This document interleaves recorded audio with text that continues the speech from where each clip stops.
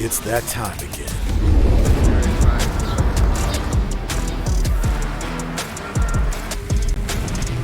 Welcome to the stage. Oh yeah.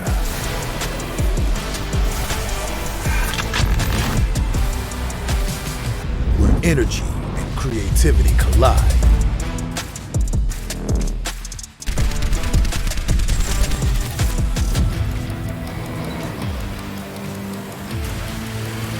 Here we go.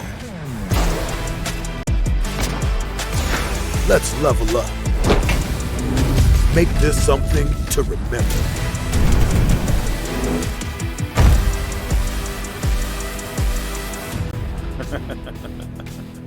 All right.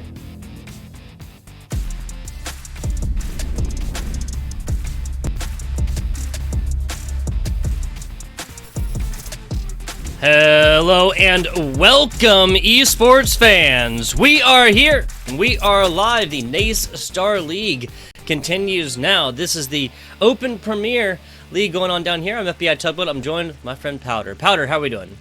Tugboat, I am doing fantastic tonight. You know, we're nearly to the end of the season. It's championship week. We've got games going on almost all day, all evening, all week long, of course, leading up to this weekend as well with the in-person grand finals.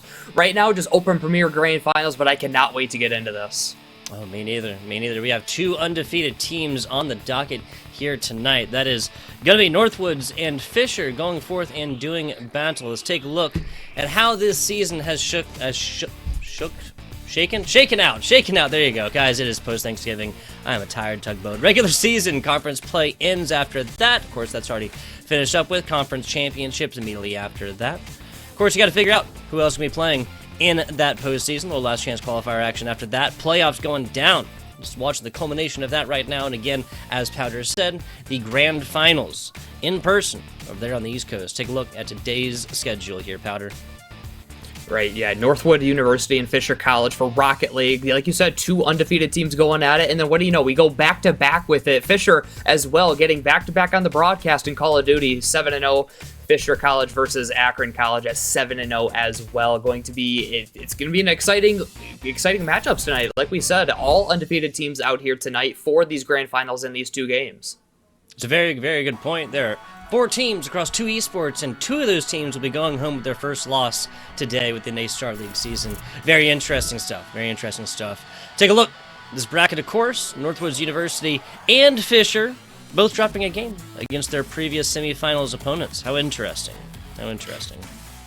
Right, and especially for these teams as well, you know, looking at their seasons, this is the only loss that Fisher College had on their record in game-wise, of course. Throughout the regular season and early playoffs, never had a loss. Northwood, this is only their second loss. They did have one in the round of 8, so 2-4-1 victories in a row.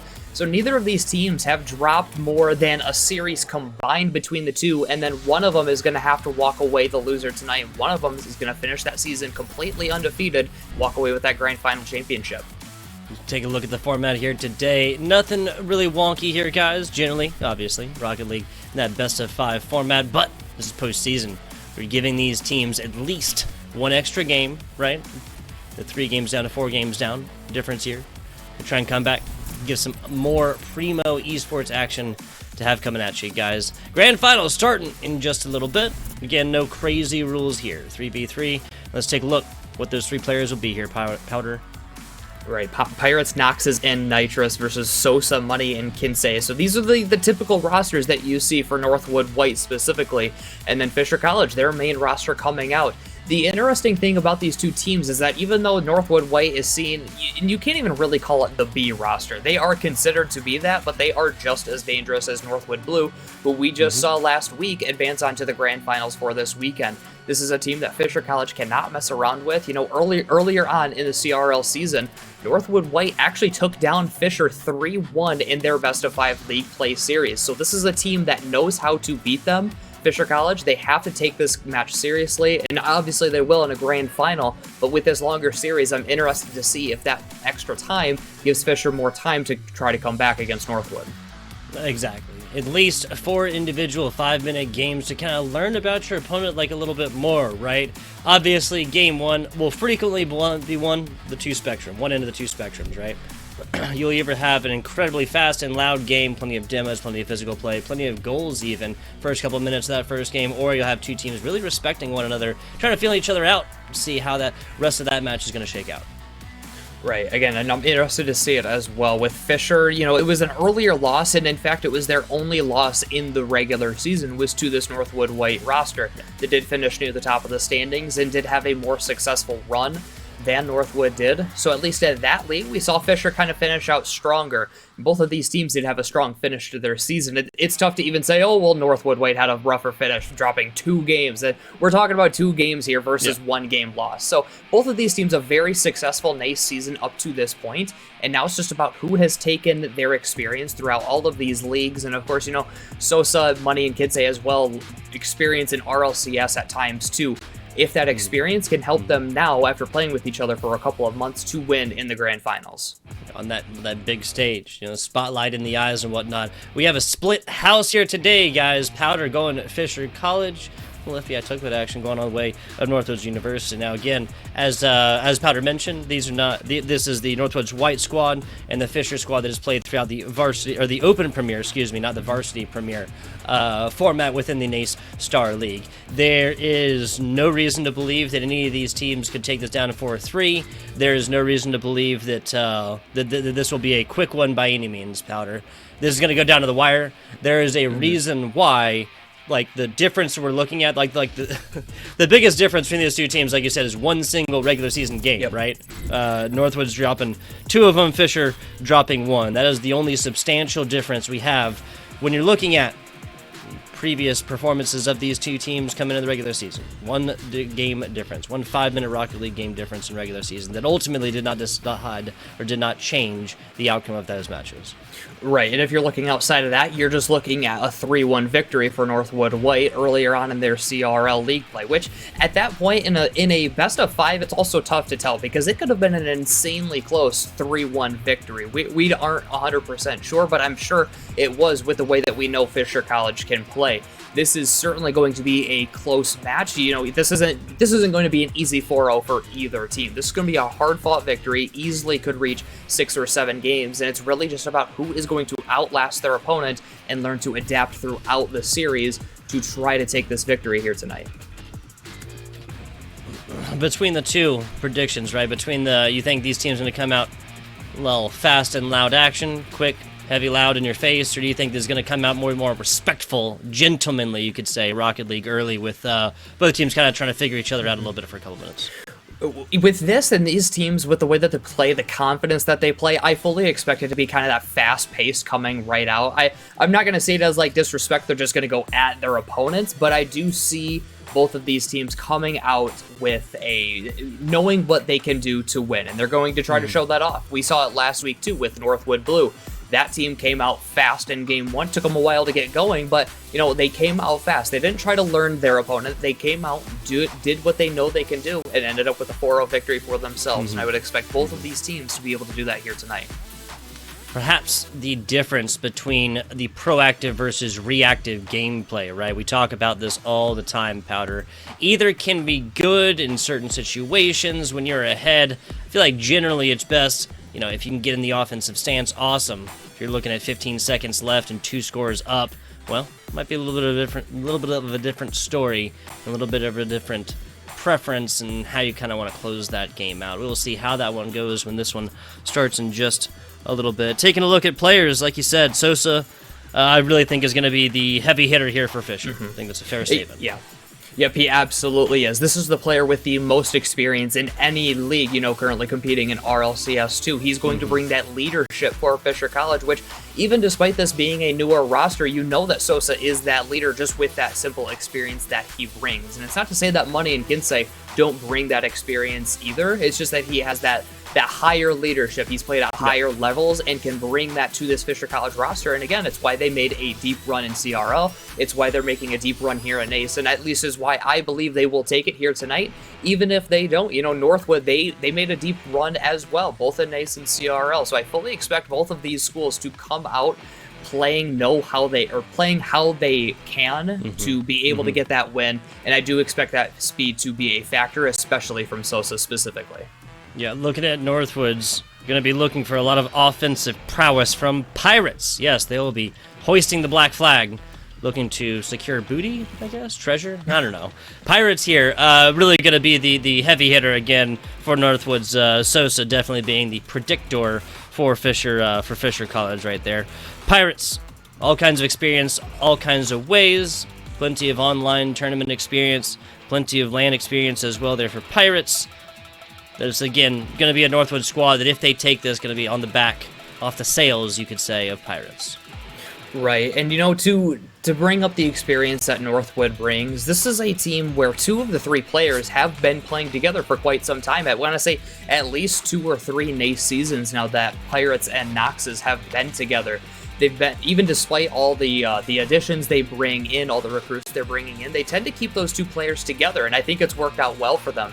Last semester, the Northwood White team in CRL Spring didn't have such a great performance, but this time I want to say they finished 4th overall in the East. They had a great showing with this same roster that they're bringing out tonight, and I think it's that experience and that chemistry that Pirates and Noxes bring, along with Nitrus's mechanical ability, rounding that out here this semester.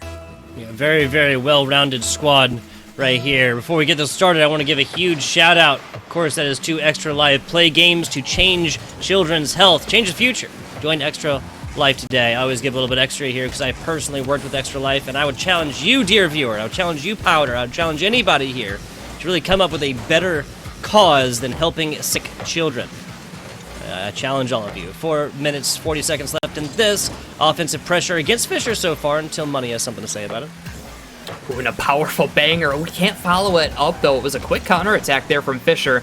They weren't able to get it going, but it's something that Northwood is going to have to be careful of because that one, I don't want to say it should have been a goal, but it really was close to finding its way in. You're still stuck on defense. Now a good stop is now trying to push it back towards the net. Stop made at the last second. Slight double commit there from the defense. Still back the other way, and Fisher back on offense. Pirates right there. Solid little stop. Takes it to the corner, trying to foist this one out. Rusty Sosa right here. Rusty Sosa. Maybe he's letting us know what he thinks the prediction of this outcome will be right here. But huge, just swaths of defensive clears right here. We have really not seen this ball flirt very much with that midfield line. No, and it goes back to what you had said at the beginning, Tugboat, like whether or not they're going to feel each other out or whether they're going to come out strong. And at this point, I really feel like it is them feeling each other out. We haven't seen anything too dangerous yet, other than the quick Fisher clear at the beginning. Since then, it's just been poking and prodding, and now maybe they can find a way in. A pass down, net is open, but Sosa can't get around on it. Instead, it's Pirates for another clear, this time for the Timberwolves. I think Sosa might have realized they didn't simply have, they got the skills to pay the bills, didn't have the boost to get there, though. No gas in the tank, right? I think that was a wise decision right there, because that would have left them super offensively earlier. Nice job down bottom. Pirates actually kind of combining for that block right there, as Nitrous tries to walk the dog in the middle. Little bounce play, way too high. Kinsey knows that. Sends us against backboard, back out, and just like that, Noxes and the rest of the Northwoods University offense proves to just be a little bit too much. Right, yeah, Sosa going after that clear is a little bit risky. He was the last man in net, and once the clear was missed, it was an open net for Noxes to slot it home. Just over 2 minutes having gone by, and Northwood draws first blood here in the grand finals. Yes, they do. 2 minutes into this one. Not a particularly high-scoring affair thus far. Not for lack of trying, though. Not for lack of trying. Fisher just simply needs to spend a little bit more time in that offensive right here, because Northwoods has really just been playing that cover-up offense thus far. They do slow it down, trying to get around the defender there. Can't get it done, but Noxes with a good job of keeping the offense on. Aggressive challenge. Breaks it up a little bit for Fisher. However, Nitrous winning the challenge, and Northwood's offense starting to get a little more aggressive. However, a double commit does come out. Noxes, can he find the double? He can't, but Pirates can keep it in a little bit longer. All this aggression, now a quick counterattack again, okay. But the accuracy issues on these counterattacks just right now are the woes for Fisher College. You said everything right there, Powder. The coordination, like these are fast and loud. These are players getting this ball in impressive fashion, but it's just not going to be enough when it comes to accuracy once again. My, oh my. Do woes never cease? It's 3 shots now from Fisher on counterattacks that really should have found the back of the net. I didn't want to say it with the first one at the beginning of the game, but now with the third one going wide, yeah, Fisher College has to clean up the accuracy. They still do have time, and it still is only a 1-goal deficit. However, they are not finding the offense much, really just limited to these counterattacks, and they get another one here. It is blocked away by Northwood, and Knox's on a quick sweep will try to clear it out, but can only give it away to Money as Fisher's really trying to build this offense, but can't get it done. The Northwood defense just too much to handle. So far, this has been really high-flying, mid-pitch defense here for the Northwoods University defense. Fisher, like you said, accuracy woes kind of continuing right there. There's a trio of goals that should have put something on the board across the 3 of them. It's one of those kind of goals you watch the wind-up, right? You assume one of these gonna find payload. Not gonna happen here. 60 seconds left as Northwoods takes the second. That's the insurance goal here, Powder. Right, this is just excellent communication from Northwood. Nitrous off the back wall. Knox is on a quick turn, is able to beat out Sosa on the challenge. And right now, Fisher just struggling to catch up to this Northwood offense. They get a clear, they get a counterattack, but they aren't able to build a consistent offense that's dangerous enough to really kind of frighten Northwood. And maybe now off a flip reset from Sosa, still saved away by Pirates. Off to the corner now, Fisher back to the drawing board again as it's cleared out the other way. Across the middle, beating feet to get there, can't quite do it. Northwood's looking for their third on this one, but now Fisher rounding around, providing a lot of offensive pressure. A weaker hit across the middle sets up Pirates all day. A hit across the middle, this will have to be played, but it instead goes in. Fisher brings us to 1 as Money cashes out. Top left corner slot from Money. Excellent pass from Sosa, too.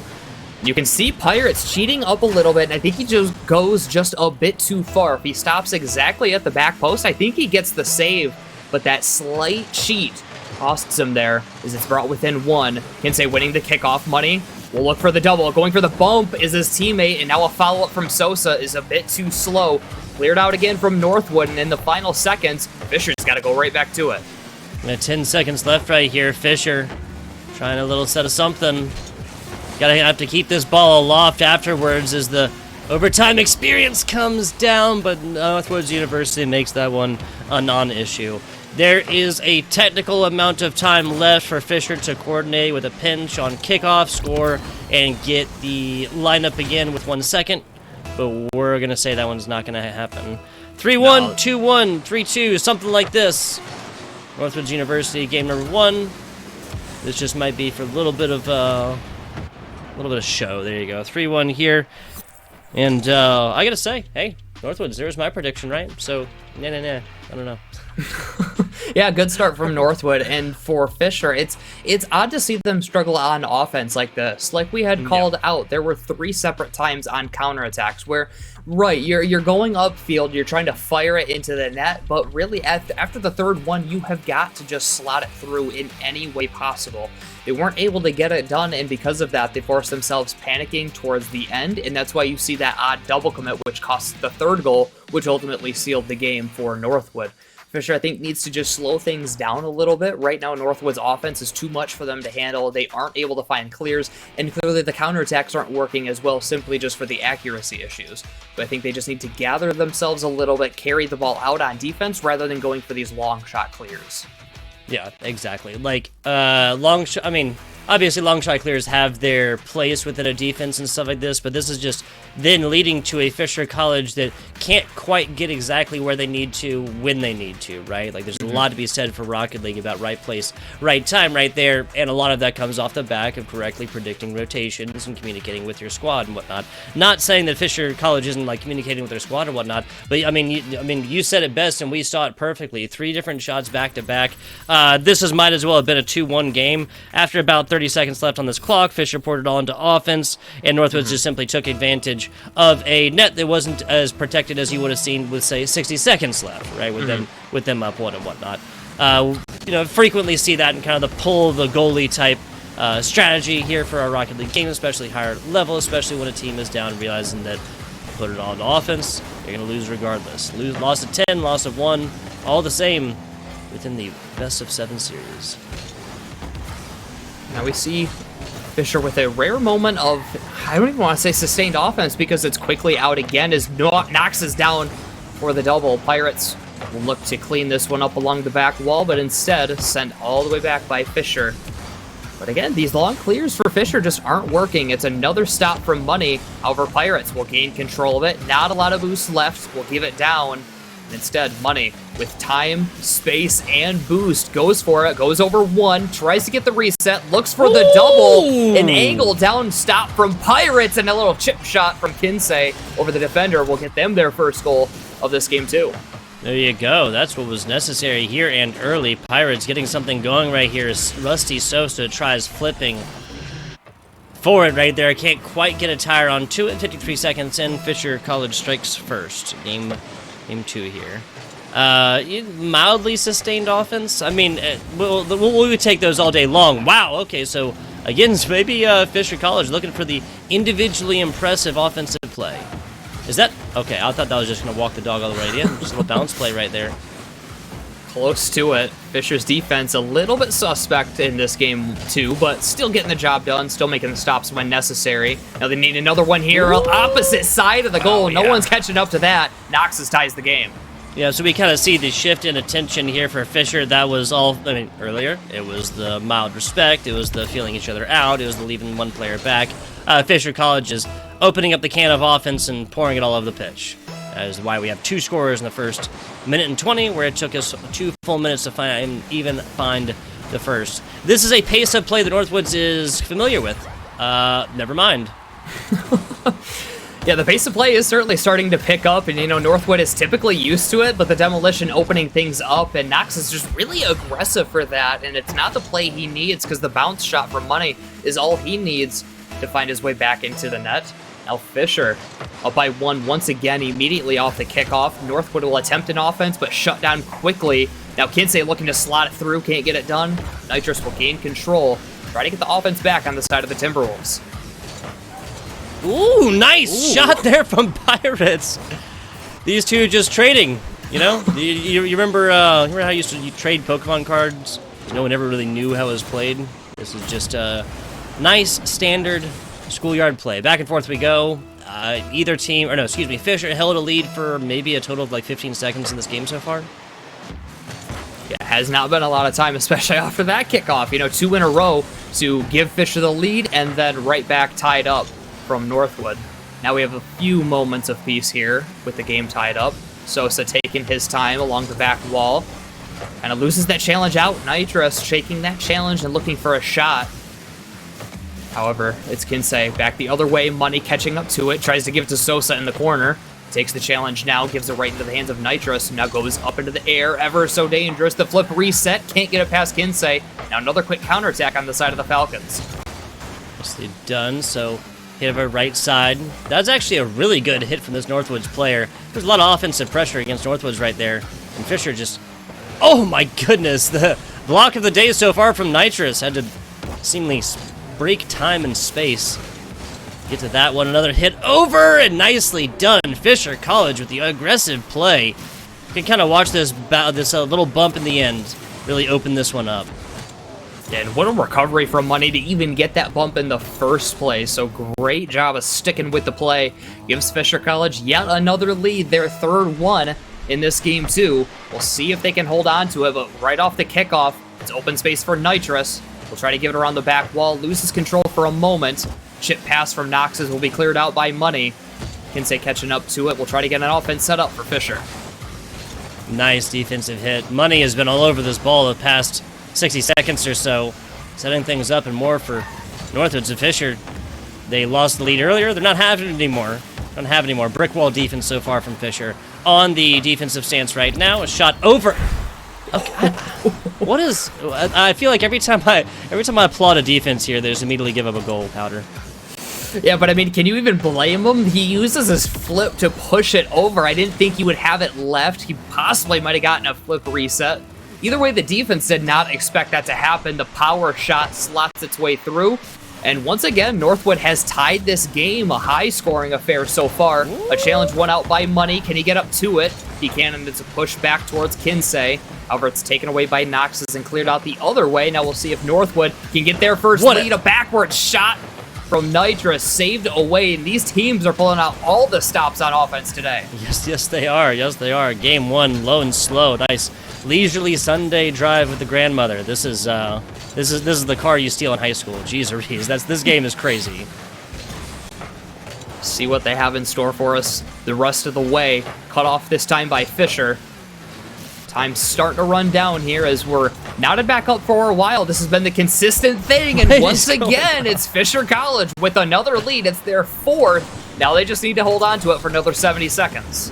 Yeah, hold on to it. We've been saying that all game, it seems. No team with a greater than 1-score lead. Fisher, the only one with a lead so far in this, struck first, and even though they've managed to tie it up through these, we have a guarantee of at least 7 goals. Plenty of time left at this one. No lead of 1, no real lead indeed in the great game of Rocket League. Bounce play over. High-flying defense gets to it. Money on the side of Fisher right there. Hits this big defensive clear, and Northwoods should be starting on the defensive now, and they do. Offensive pressure. Tries for the redirect. Sosa can't quite get the angle on it. Northwood dangerous on the offense as well. We've seen the mechanical plays they've pulled out. Pirates looking for the back wall. Money with the easy read. Dishes it out to a teammate. Dumps it into the corner. However, that does give it away to Northwood. The aggressive demo, though, clears things up. Gives them a little more time.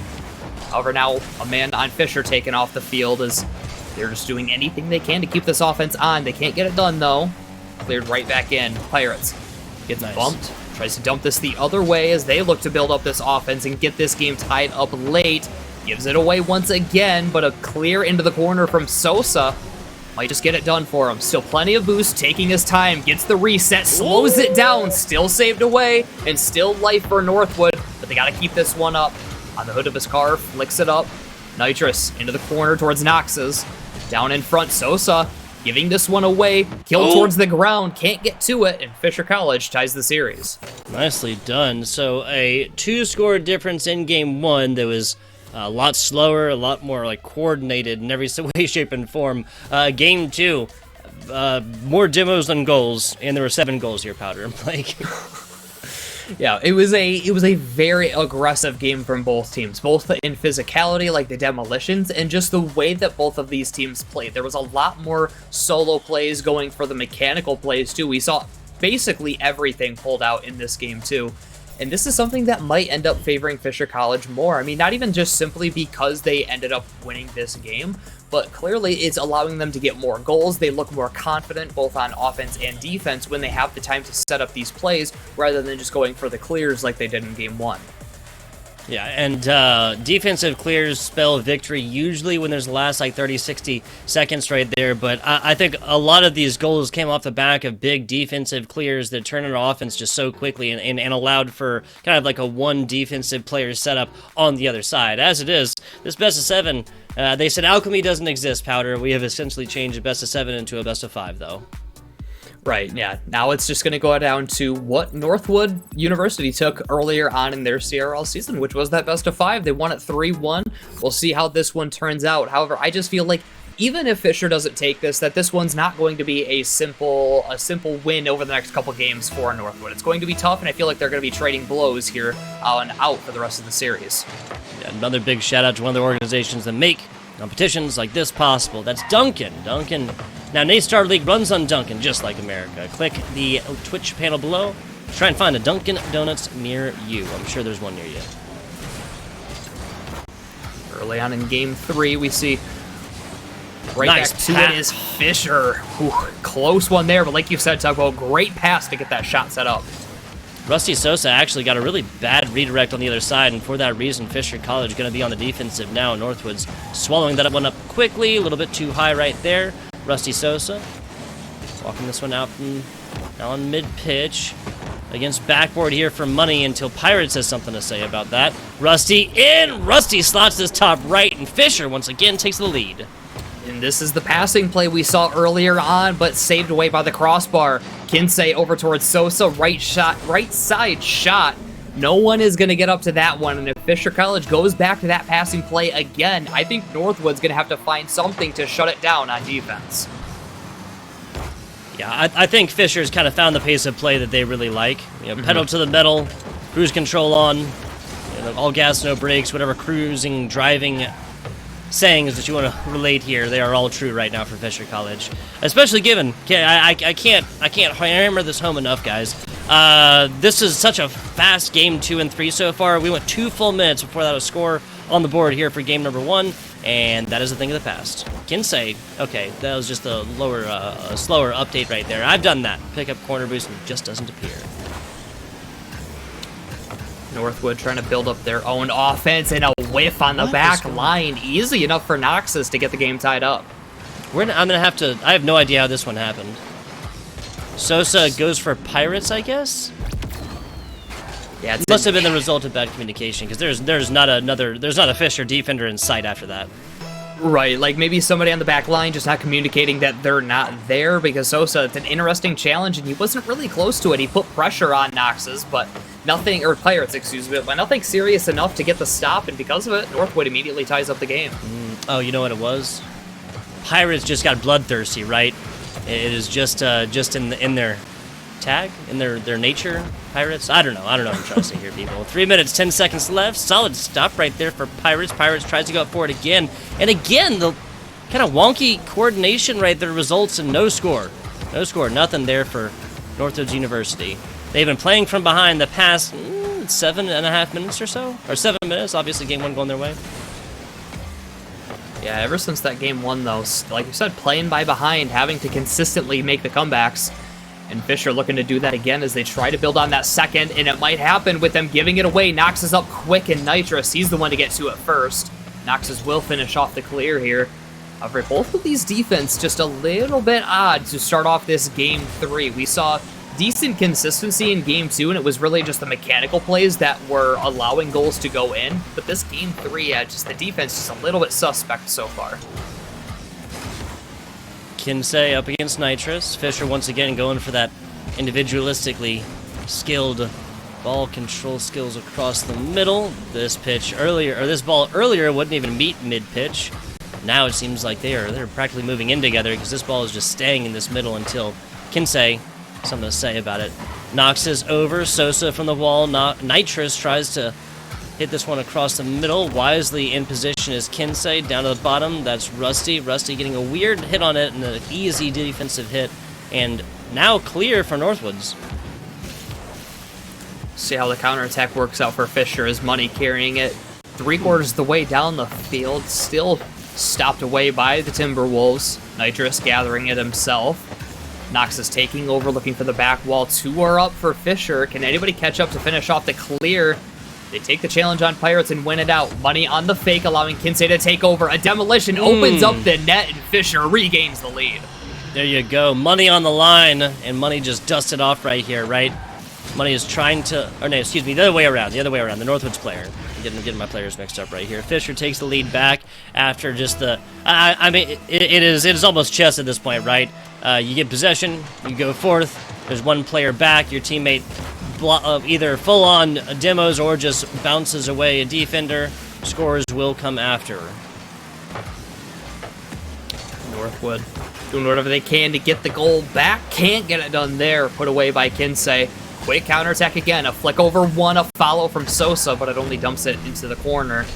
Northwood really struggling to build up this offense. It seemed to slow down a little bit. Despite the high-scoring affair in Game 2, they couldn't find the offense as much as they did in Game 1, where they really maintained that offense the majority of the game. Since then, Fisher has completely reversed things, held on to the offense for the most of the game, and it's just caused these struggles and these low-scoring affairs now for Northwood. Yeah, we're looking at 3 total right now here in game number 3. That was 4 in game number 1, and those 7 for game number 2 came rather quickly. Pretty much guarantee another low-scoring affair right here and now. Nitrous running it down the middle. Sosa stopping this one, bringing it out to mid-pitch and trying a pass down bottom. Redirect for Kinsey, but Kinsey just puts it left corner. 14 seconds left for Northwoods. Oh, the clear down just a bit wide, and nobody catching up to it. Awkward stop. I don't know how Sosa gets to this one. Long clear in the final seconds. Can he seal it with a goal? Puts it behind the defender. Wow. 1 second on the clock. Game 3 is sealed with Fisher scoring that one there. Yeah, can't score twice in 1 second here, folks, even if this is a miraculous off kickoff goal, which Northwoods have proved they are very good at. still will be all for naught. Northwood's dropping game number 3 and dropping down to 2-1 in the series. Maybe just a little 1 for the road, a little consolation prize perhaps. Maybe even a 4-1 here for Fisher. Oh, maybe. Oh, drops down. Nope.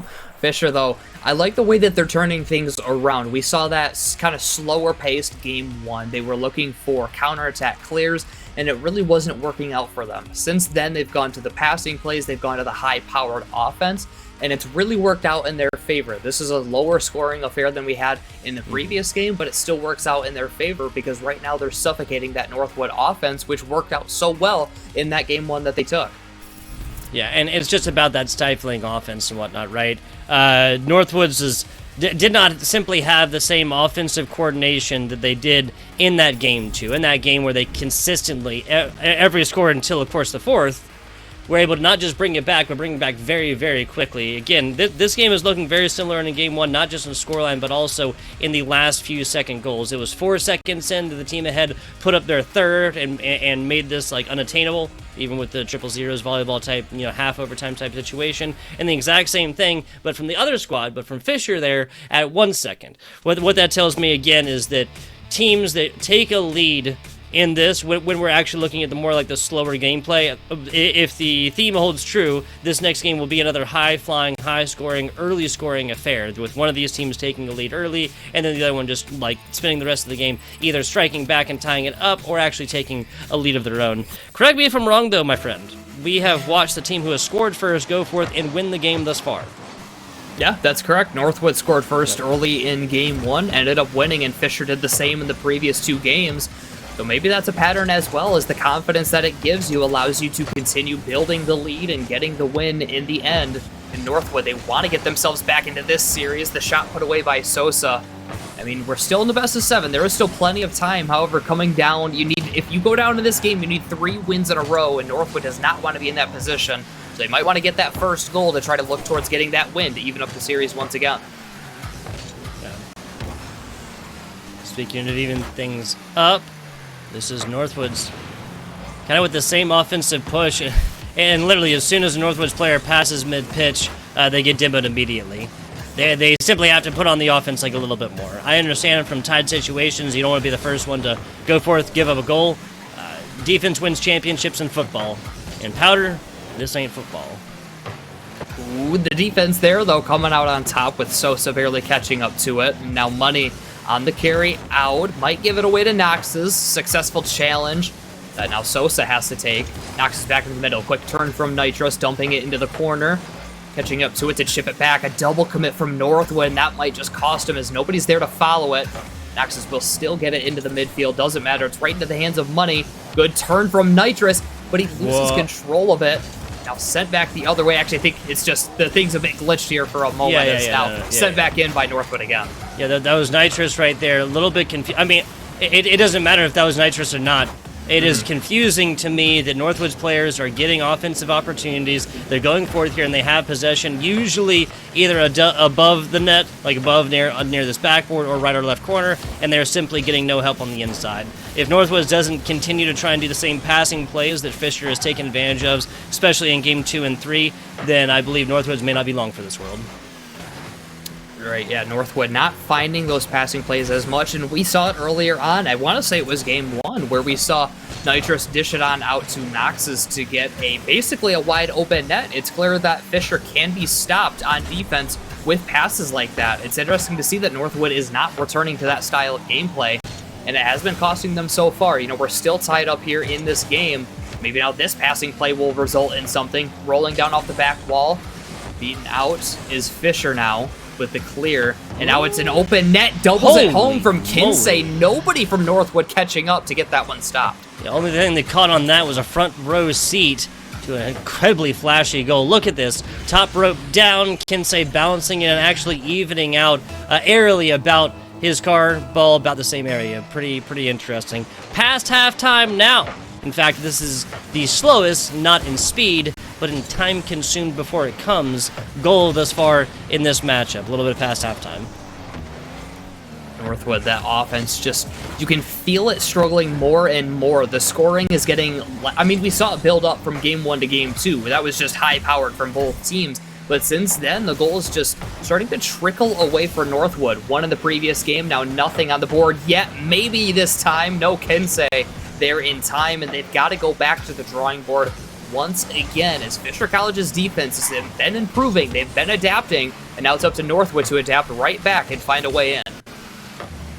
Speaking of adaptation, Pirates, nice hit over here as Northwood's now beating feet to get to this offense. That's not the same Northwood's offense we've been looking at so far, and that was almost a goal just by themselves. Not even a pass, but just based on some really close up and in your face kerfuffle. A kerfuffle, I say. Back into the corner again from Nitrous. All 3 members of Fisher sitting there in the midfield. They get the stop made. The passing play doesn't work out, though. It's more Northwood offense. However, it's just not resulting in enough. Beating out 1, and it's an open net. However, the 3rd man can't get there in time. The woes continue for Northwood. Kinsey won't be able to get the counterattack going. But once again, they've got to go back coast to coast again to try to get this goal as demolitions occurring all over the field. Knox's nice hit. Player back is Pirates right here. There is no follow-up from Fisher. Now slotted bottom right, but Money does get there and does block this one. Just block this one away. Now down low. That is Kinsey looking for demos on the second one after the first as well. Sosa, right side. Knox's meets them there and tries to bring this one out. Fisher, no actual defender player back. Money reads that one and beats feet to get there. A huge defensive clear. That was on point. Pirates would have had, again, nothing but a front row seat to it. Field being opened up by all these demolitions, especially on the side of Fisher. They're being more aggressive with these demos, and it's resulting in Northwood just not having the manpower to get the goal in.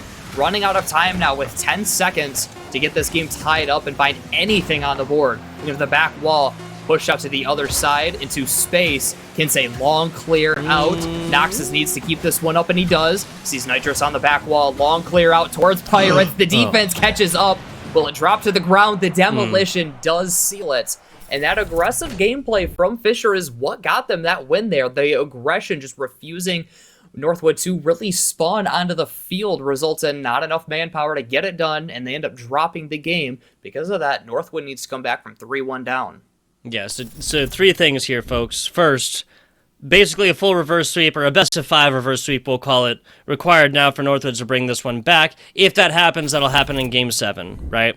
Second thing, we have had 4 total scores twice, we've had 7 total scores once, and we've had 1 score once in this game number 4, okay?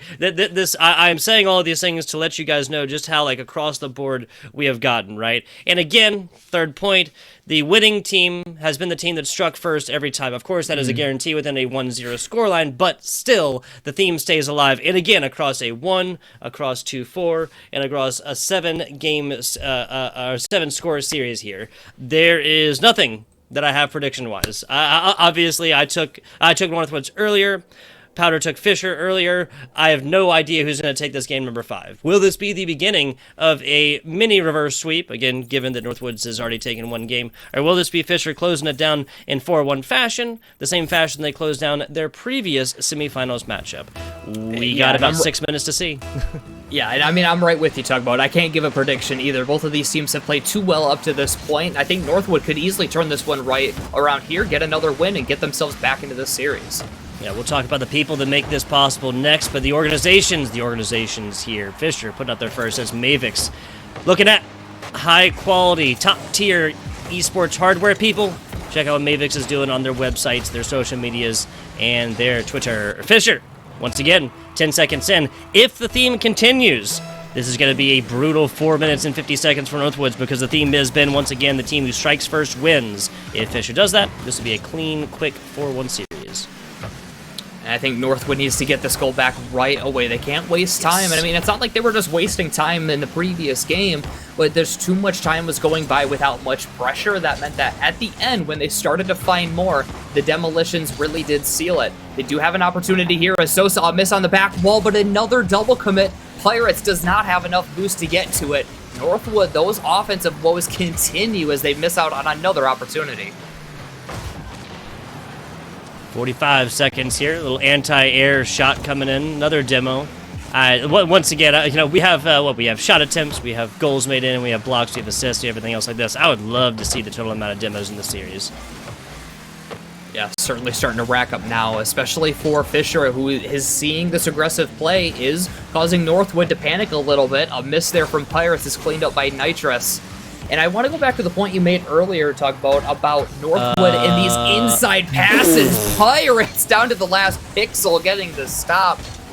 Unbelievable play there to keep them down by just one, but still the offense needs to be cleaned up, and if they can get those inside passes, those midfield passes, I think they're going to be a lot more successful. They keep looking for the back wall, but every time they do, there was a man from Fisher sitting there waiting for it, and they get the clear.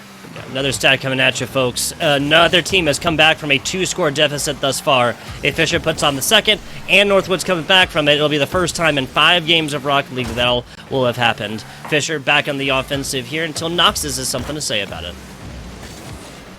Fisher just continuing to build up that offense. Pirates a banging clear out towards Nitrous. Not a ton of boost left. Enough to push it towards the middle of the net, but not enough to get the demo. Pirates, space to work with now. Looks for a pass midfield across the field. Noxus, I'm not sure if he didn't trust it or he was worried the defender would come after it. Still, though, able to keep the offense going as now one taken off the field and the aggression just continues. Double demos here. Explosions all over the place. The Pirates tries to bring this one out. Easy play there from Money as Money hits it first, hits it second. There's a player down bottom, and Pirates the last alive here on the defense. As Fisher members now swarming. Man, oh man, Pirates gets there yet again. Pirates, the man on defense so far for Northwood, a double commit there, still able to get the stop. Right now, Northwood needs excellent plays on offense and not defense if they want a chance here. Trying to go underneath. Sosa still getting the stop, and the last man taken off the field, giving Money space to work with. Gives it down to Kinsey. Looking for the back wall. Sosa peeling off. Allows Pirates to give it right back to him, which, if anything, just slows down that Northwood attack once again. Back and forth we go. Hit over right side gives Fisher a little bit of time to recollect their defense here. Shot on over. That's going to be on point. Player back. Last player indeed. Forcing the hand of a defender. Never a bad thing, Powder. No, not at all, especially as Northwood now trying to get the goal. Finally able to slot it through. Working through the demolition as well. It's Nitrous breaking a long scoreless streak for Northwood. Yeah, that definitely is. We were looking at almost, 8.5 minutes with no scores there for Northwoods after a 0-1 performance in game number 4. That is thankfully in the rearview mirror. 100 seconds left here. Tied up. Where we stop? I have no idea. Nice pinch play right here. That stop barely made away by Sosa, allowing Nitrous now to get it. Quick counterattack from Sosa. It's an open net, and Northwood has to go right back to the comeback. As Sosa knocking in an open net to regain the lead. Yeah, the comeback goals, the elimination of leads was the playbook here for Northwoods. That went down to a 1-score game that, again, could have gone either way, but this just gets so much harder. 85 seconds left. 1 score down. What do, Northwoods? Back the other way quickly off the kickoff is Sosa. Can't get the double. He's cut off by the defense. Time continuing to tick away for Northwood. They do get a quick attack out. Shut down by Kinsey. Now they beat him out. Money, though, keeping it in a little bit longer. Nitrous with open space to work with. No one home at all. Open net. He scores it to tie up the game once again for Northwood. Okay, so Fisher not going into the defensive burn time type situation by any means. Nitrous just gets a huge redirect off the wall right here and is able to get everything done afterwards that they want. Now 62 seconds left. I'm interested to see how this one turns out. You know, Northwood, they've gotten the comeback now 2 times in a row, and they win the kickoff as well. Gets a racing back. Can he be faked out on the 1v1? Nitrous with no boost. Can't get it done. Now it's Fisher again, looking for more offense, trying to get the lead back once again. This is what they did well in game 2. No matter how many times Northwood tied the game, Fisher always had an answer. Maybe now it's the self-passing play. Can't get it done there. Still time running out. So it's a 1v1 down the field again. Nitrous trying to get it right past Sosa. Can't get it through. A midfield pass is now cleared out by Fisher. And time ticking down as Northwood hanging on to dear life here in the grand finals. Yeah, we are 22 seconds away from an overtime situation. That's for Northwood to keep it alive. Oh, just top part and out. Oh my goodness. This top bar has moved a couple centimeters up. This is Northwoods with like 10 extra goals or something like that. I don't know. 5 seconds left here. 5 seconds away from going to the OT situation. Money across the middle. Shot over. Fisher setting themselves something up. That's OT in game number 5.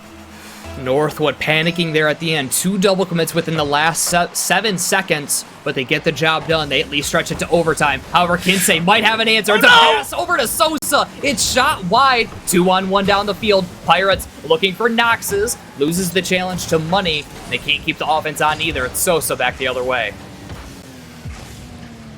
Kinsey, right side. That is centered up well, but Noxes is there. Members of Fisher read it well and decide not to strike on that one. It wasn't the time for it, and a wise decision it was. That would have come back the other way very, very quickly. 32 seconds of OT so far.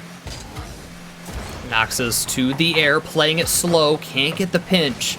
As Sosa now with the clear and the follow-up. Money, smart to peel off. It's Noxes to the air, being hunted by Money, who comes away with the ball. Pirates taking it right off of him, however. Kinsey off to the side. Sosa losing control for a little bit there. Still gaining it back in time as Kinsey dumping it over towards the back wall. Pirates playing it slow, gathering the 100. A flick over 1, can't beat out the second. Trying to get the demolition is Money. Northwood fighting hard here on defense with that aggression coming out again, this time from Northwood to get the clear. Fisher continuing the offensive pressure here. Pirates reading this one. Money gets it over, wins the initial, but player Kinsey is there. Hit over. If that was faster, if that was on point, that'd be a Northwoods goal. 90 seconds in. Slower play. Still maintaining Northwoods possession. There's a hit over down low. That's the easiest block of Pirates' career thus far. Fisher trying for something high-flying and fast, but really just getting out with more predictable goals thus far in overtime. Absolutely no boost in the tank for Northwood. The long clear out will help them to gather up that boost. Sosa overshooting that one, so it's off to Pirates, who gives it away to Noxes. Now over towards Nitrous.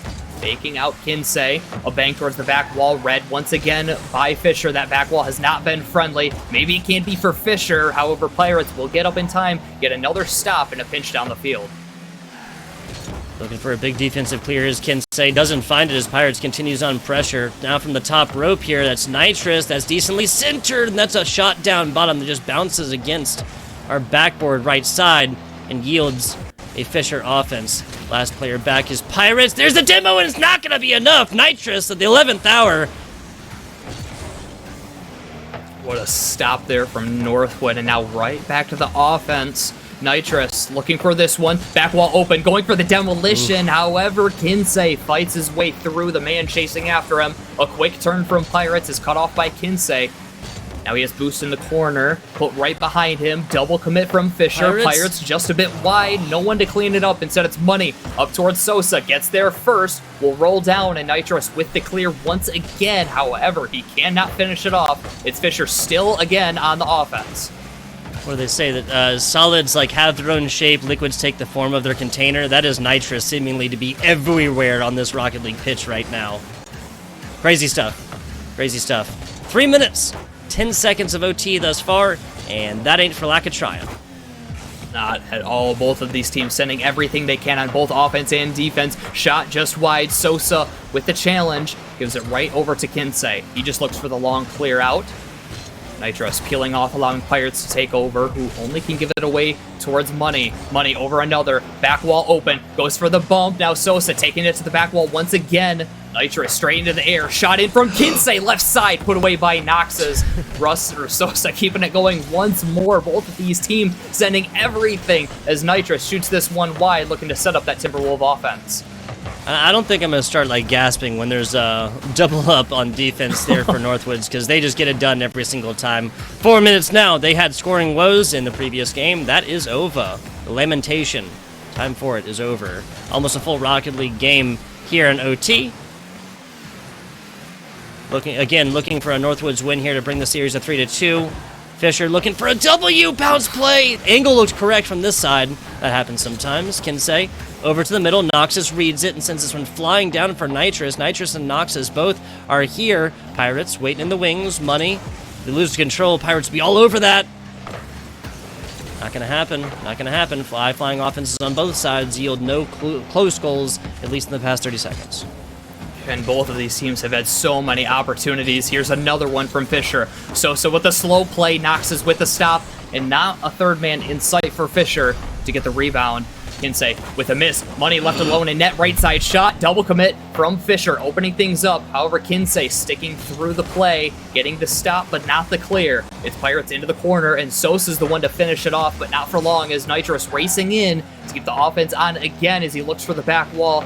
Knox is racing in. Pirates will follow it up. Good job to keep this offense on, but they need more.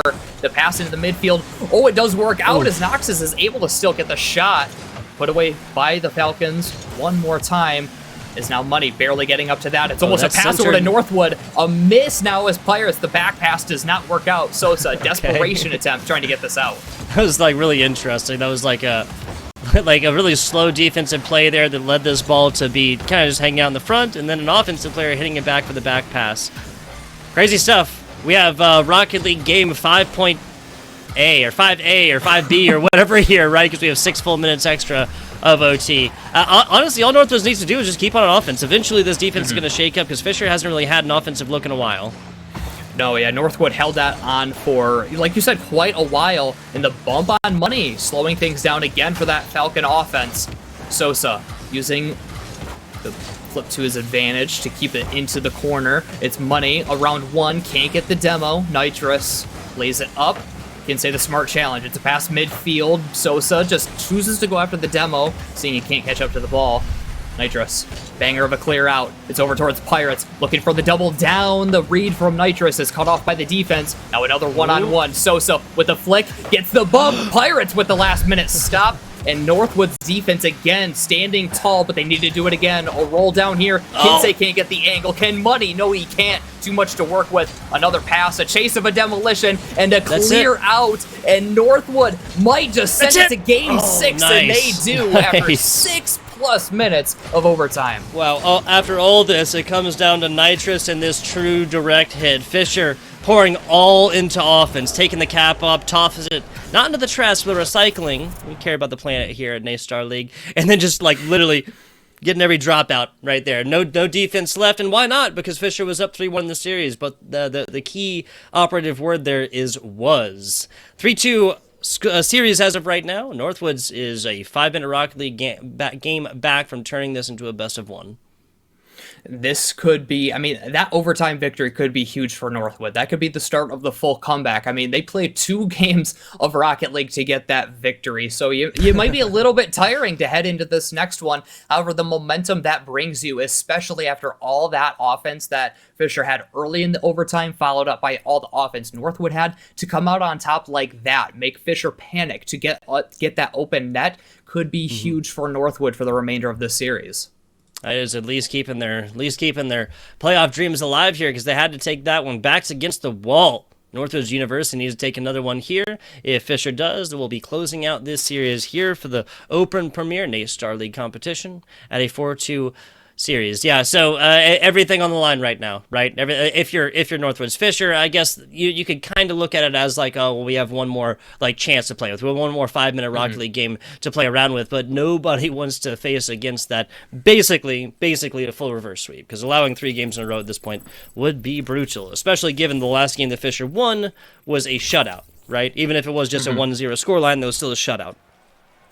Right, and it took even a while into this previous game for Northwood to get that goal in to tie up the game and later get the victory in overtime. Fisher had their number, I should say Northwood's offense number, for a while in this series. However, Northwood, again, the momentum from that overtime victory might just fuel that offense to what we saw more in games 1 and 2, where even if they lost in game 2, they still scored 3 to Fisher's 4. So I'm interested to see how they're going to play in this next game following that long overtime.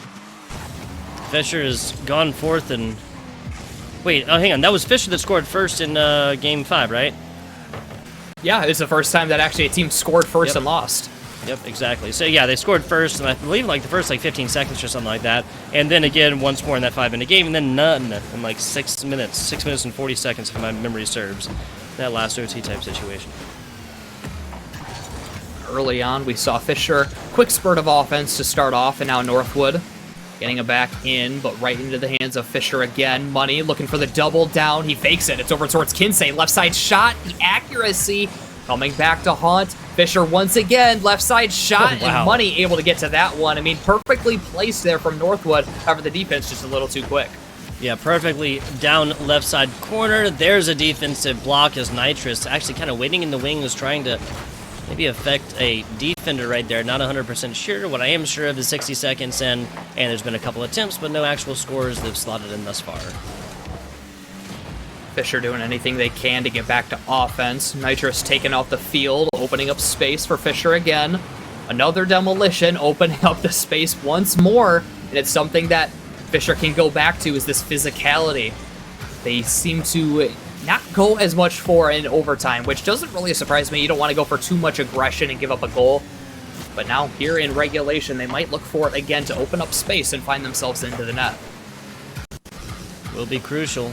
Kinsey going up for it. Backboard down. Almost takes the head off right there for Fisher, or for Northwoods, excuse me. And Fisher's offensive prowess hit out.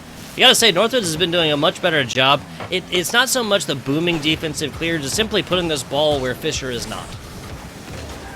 Right, yeah, the clears are starting to find their way more for Northwood. However, the aggression, maybe a long clear, nope, just a bit wide.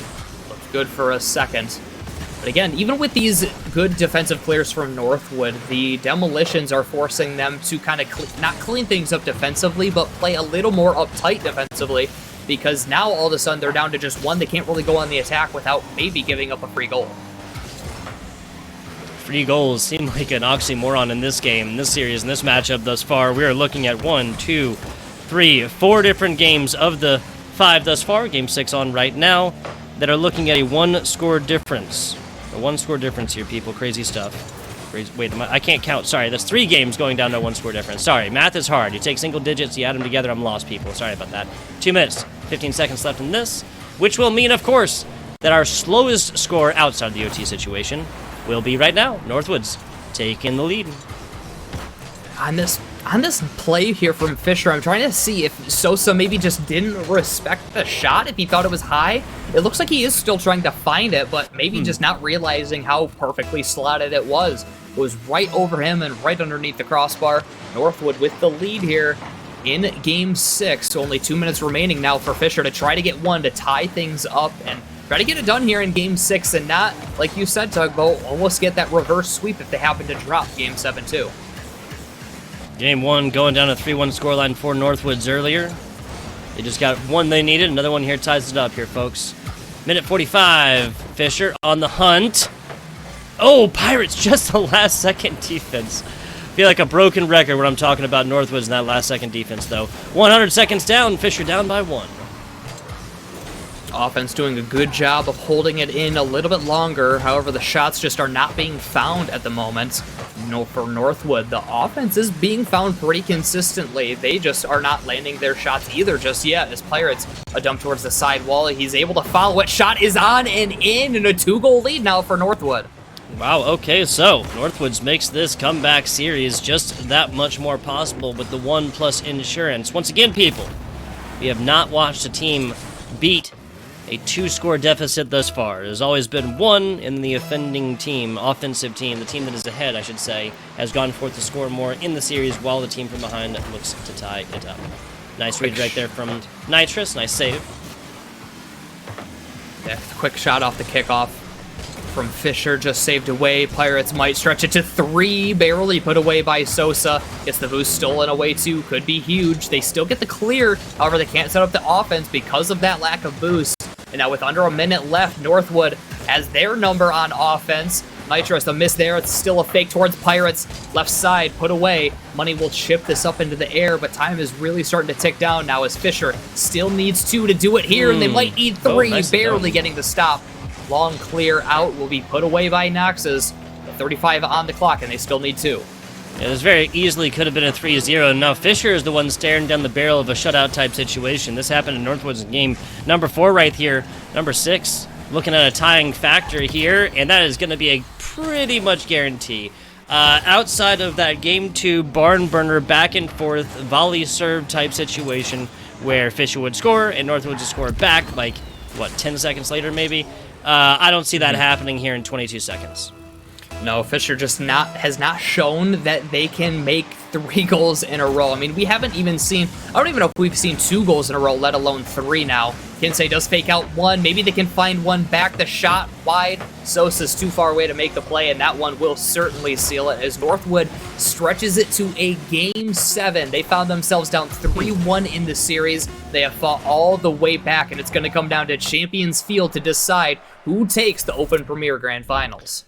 And crazy stuff. So we have a shutout in Game 4, a shutout in Game 6. The shutout in Game 4 coming on the back of like a 1-0 scoreline. They came like a little bit later in the game, right? One team just kind of playing from behind at that point. And then this one, Northwood just consistently scores and then keeps on going, right? It was like, 2 minutes and 48 seconds, 2 minutes 50 seconds, something like that. They took the first, and then just an onslaught of offensive pressure after that sealed Northwood's this Game 6 victory and the tiebreaker. So, after all that, especially after a game 3 right there, follow a Game 3 up, a 3-1 victory for Fisher, up with a shutout in Game 4, 1-0 victory for Fisher, and not in overtime either.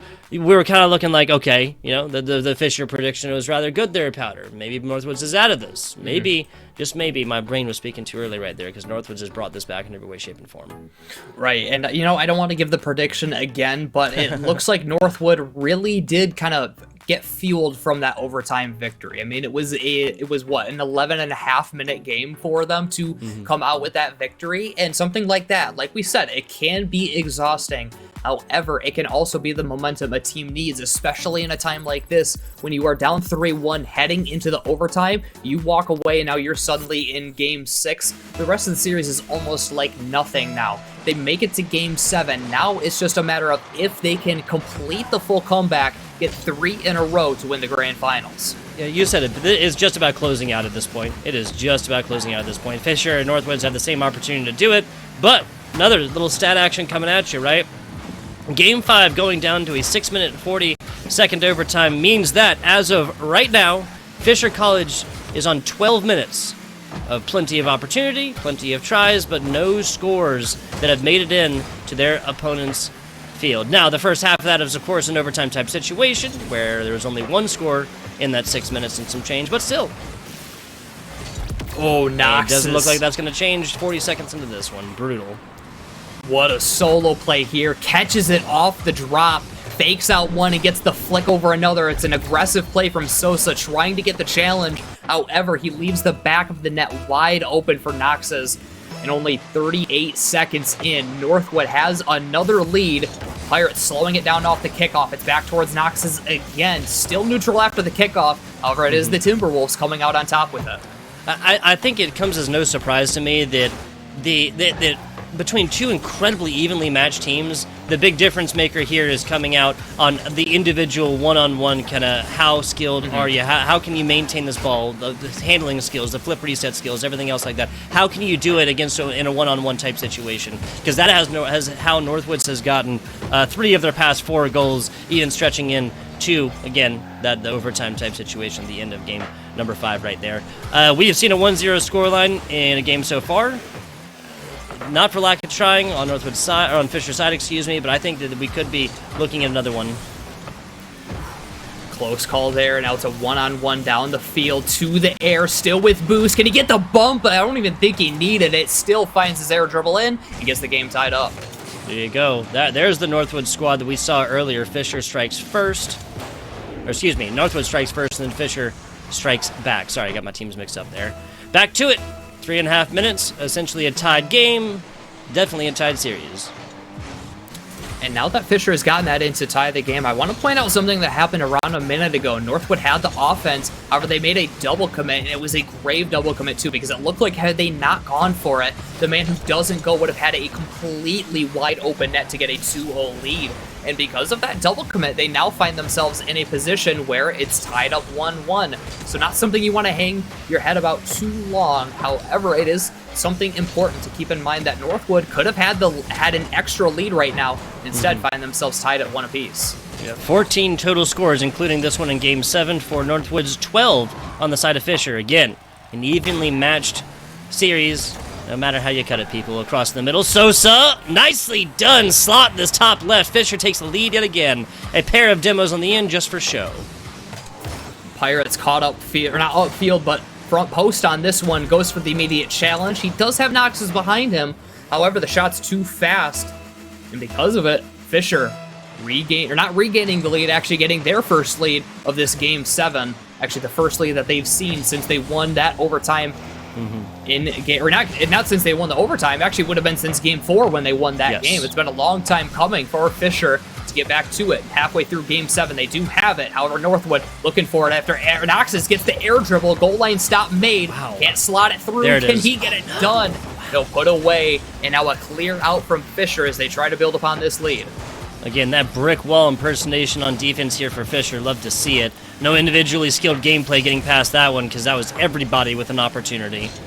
Defense just showing out. Defense inside of Fisher going to have another opportunity. Not going to come out on top. Nitrous explodes another one across the middle for a tying factor at 2 minutes and 3 seconds.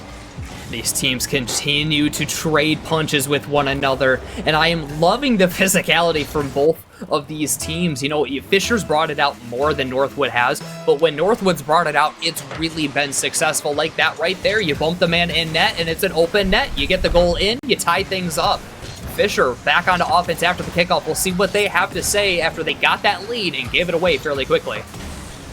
Oh my goodness, a shot right across. Nitros explodes for another one. This one coming 20 seconds after their previous. Setting him up in every way, shape, and form is Noxus, of course. But that is actually the same exact play that we just saw, like, again, 20 seconds ago, right? Like, literally, same position, same players, same result. Yeah, and this, again, goes back to the earlier point that you brought up, Tugboat, with these midfield passes from Northwood. They're working out. It gets them another lead here. However, Fisher looking a little bit scary off the kickoff. Off the back wall, nobody there in time. Nitrous trying to get a clear out, and Northwood, you know, that defense is looking good. Barely getting that one is Noxus, still able to get a clear. And if Northwood can continue these passes in the final 90 seconds, they might just see themselves with the Open Premier Championship. 80 seconds left, down by 1. Northwood's back into the offensive, but still waiting in the wings and treating this one slowly. Doubled up defense right there, double commit from Fisher, but it pays off. No harm, no foul this time. Right side reverb. Pirates putting this one up, looking for the redirect. Nitrous. It's been the progenitor of the previous 2 goals, is looking for their hat trick right there. Not going to happen. 60 seconds left. Fisher on the offensive. Can't get it through. Noxus on the back line. Instead, they'll take him off the field, see if that will help things. Dropping it down, it's Sosa to the air. Nitrous immediately up the challenge. Kinsey needed the boost, and because of it, it gives the space over towards Noxus to get the clear down. It's Money gaining it again with the air dribble. He's been dangerous with it so far. Nitrous still getting the stop with the follow for the full clear. 30 seconds left as Northwood looking for another to try to give insurance to try to take this championship. Yeah, it makes sense here. Every time a team has really given up the offensive when they have had the lead here, has yielded opportunities, if not actual points on the board. Oh, that is Rusty Sosa thanking their lucky stars that was not a true angle. 15 seconds left. Fisher will do everything they can to keep this ball off and try and tie this one, take it to overtime again, but nice defensive clear until Nitrous has something to say about it. Money from the bottom. That's going to be one of the last bounces from this. If it actually gets, that'll be definitely the last bounces, and that hits the bare edge. Oh my goodness. Northwoods sends this flying all the way out. It all comes down to a single defensive clear. Northwoods in Game 7 brings us back from basically the brink, right? A 3-1 scoreline at the end of Game 4. Comes into Game 5, down by at least 1, maybe even 2 at a certain point, and then Northwoods comes striking back 2 in a row there to tie it up, pushes to a Game 5 that started the striking woes, the scoring woes for Fisher. Crazy stuff, Powder. Crazy stuff. Yeah, that is an all-time turnaround there for Northwood to go down the way that they did. You know, they had a high-scoring Game 2, which they then lost. I mean, they lost 3 in a row after getting the first game of this series. Fisher seemed like they were poised and ready to get the victory, and instead Northwood uses that overtime victory. 11 minutes and 43 seconds of Rocket League is what it took. The overtime itself over 6.5 minutes to get it done. They used the momentum to propel themselves into a shutout Game 6 victory, and then the defense stands tall there in Game 7. What a turnaround from them to take the Open Premier Championship tonight. Exactly. After a victory like that, we'd have to get some of these players in to talk to us, and we'll get that interview set up here in just a little bit. But I want to talk about this matchup a little bit more. We were looking at this, and we talked about Sosa over on the side of Fisher, and we talked about Pirates over on the side of Northwoods. It almost feels vindicated. It almost seems like thematic of like an evolving Rocket League game that we saw both of those players early, and then not so much towards the end. For Northwoods, this victory might as well be spelled Nitrous, because Nitrous did everything that they could in the very end, the last little bit. That was 2 of the 3 scores that Northwoods ended up using to take a Game 7 as well. I think the Pirates and Sosa on the other side are both like shut down a lot, and we'll be talking to one of these players. Noxus, hopefully, if they get in, we can get a minute of their time after the game, hopefully. Right, and it was just, it was incredible, to say the least, from Northwood to get that victory with the way, and we do have Noxus actually ready already to get the interview going, so we'll set it on over to the interview booth to talk to him. There we go. Noxus, you with us? I can't hear you, friend, sorry. Oh. Can you hear Hello? me? There we go. There we go. Gotcha. I can hear you now. There you go. Thank you. Noxus, congratulations and welcome on in. Yeah. Wow. The not the full reverse sweep, but basically, right? Hey, we took game 1. We were like, all right, let's go, and then they started bringing it back, and it got kind of scary. But we got the job done, so that's all that really matters. Absolutely. Powder, please take it away, sir. Right, and the first question I want to ask is, we'll get to the overtime here in a minute, but the demolitions from Fisher. I mean, both of you guys were bringing the aggression, but it felt like Fisher was more chasing after those demolitions, trying to open up space. What did you guys have to do to kind of stand tall through those demolitions and still manage to get victories despite all of them? I mean, once they go for demos, we knew that, like, if we got a good clear or something, that the last guy was going to be really, really awkward. So once we started doing that, like, started passing to each other, like, outside of that, it was really good. Like, we just had to make sure to avoid the demo and then get it out as fast as possible. Because then, again, I'm sure we scored, like, a lot of goals where they were just kind of caught out. Absolutely. Now, we were talking about this a little bit. Do you feel like there was any one particular like member of Fisher College that you guys were able to shut down that may have led to your eventual success in the Game 7? I think it was all just making sure that we shut down Kinsei. Like, obviously, if he's peaking mechanically or anything like that, it's like kind of rough. So making sure like we insta challenged him, and like again, he was the main one going for demos and stuff like that. So just trying to like take him out of the game was really important, I think. Absolutely.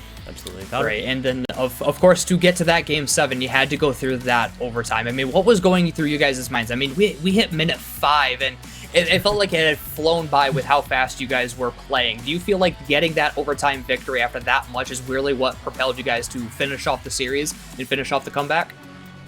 Oh yeah, 100%. I mean, that, like, Rocket League's all a game of momentum. Like, as soon as we got the momentum and cut it down for them, it was just making sure that we could control the game still. And, you know, obviously Rocket League is also a mental game, so I'm sure after losing a big overtime like that, they're like, okay. So. Yeah, no mental boom there whatsoever. Noxus, I want to thank you for coming on in and giving us some of your time after the game there, a little slice in the mind of the player. Last question before we get you on out of here, I want to ask if you have any shout-outs. Of course I got a shout Let's out. go. Shout Let's out go. my Twitch channel, twitch.tv/Noxus. And yeah, go follow that. I'm live every day. I try to be live. But of course, obviously, in all seriousness, thank you so much to my teammates. Really, really fun to play with them. I couldn't ask for better teammates for that.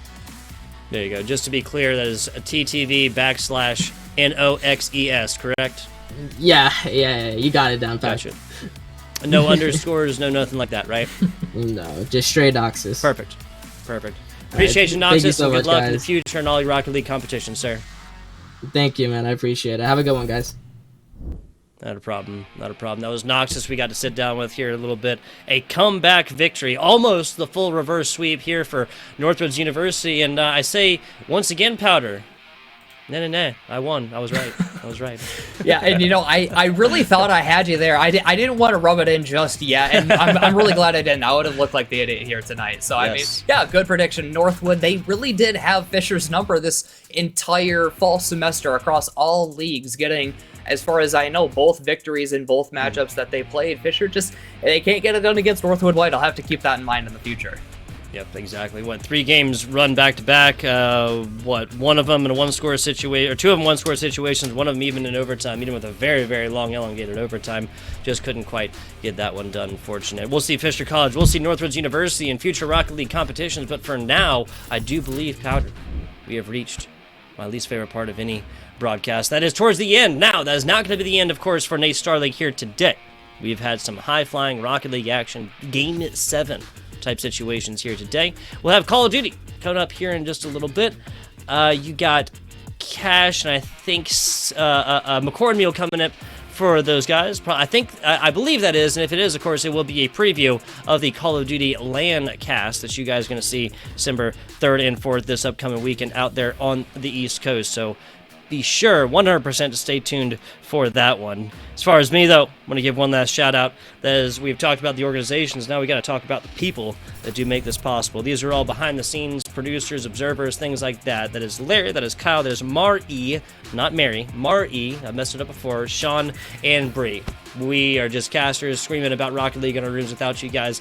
Really appreciate you here helping us out on the Nace Star League. Powder, got anything else for the good people before we bid them adieu and hope that they have a good Call of Duty spectating experience? Yeah, I mean, that's about all I had. Fantastic comeback from Northwood to get the championship here tonight. It's got to stink if you're Fisher College to go undefeated the whole season, then lose it here in the grand finals, but still a very successful season to them in all leagues as well. However, Northwood, just a little bit too much to handle tonight. Yes, it is. Yes, it is. Everything kind of going against them at this point. Actually, I want to count this up because I do believe that Fisher actually, 8, 9, 11, 13. Wow, yeah, so Fisher actually loses this at a total score of 14 versus 15. Insane stuff. It literally all came down to that very last goal there for Northwoods in every way, shape, and form. Now, obviously, total score not coming into effect. But hey, we can break this one down all day long, guys. Call of Duty action coming up here for you. FBI Tug Button Powder for now, telling you guys have a good night and continue watching some Call of Duty action. We'll see you guys later.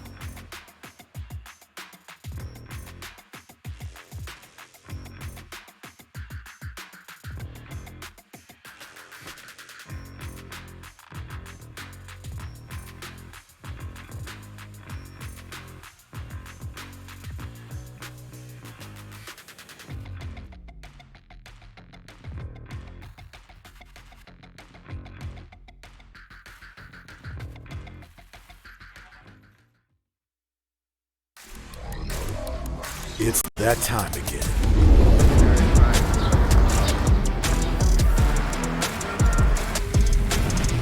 Welcome to the stage. Oh yeah.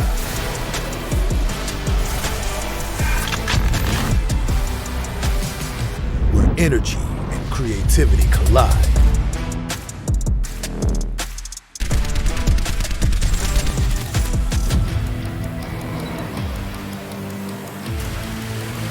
Here we go. Let's level up. Make this something to remember.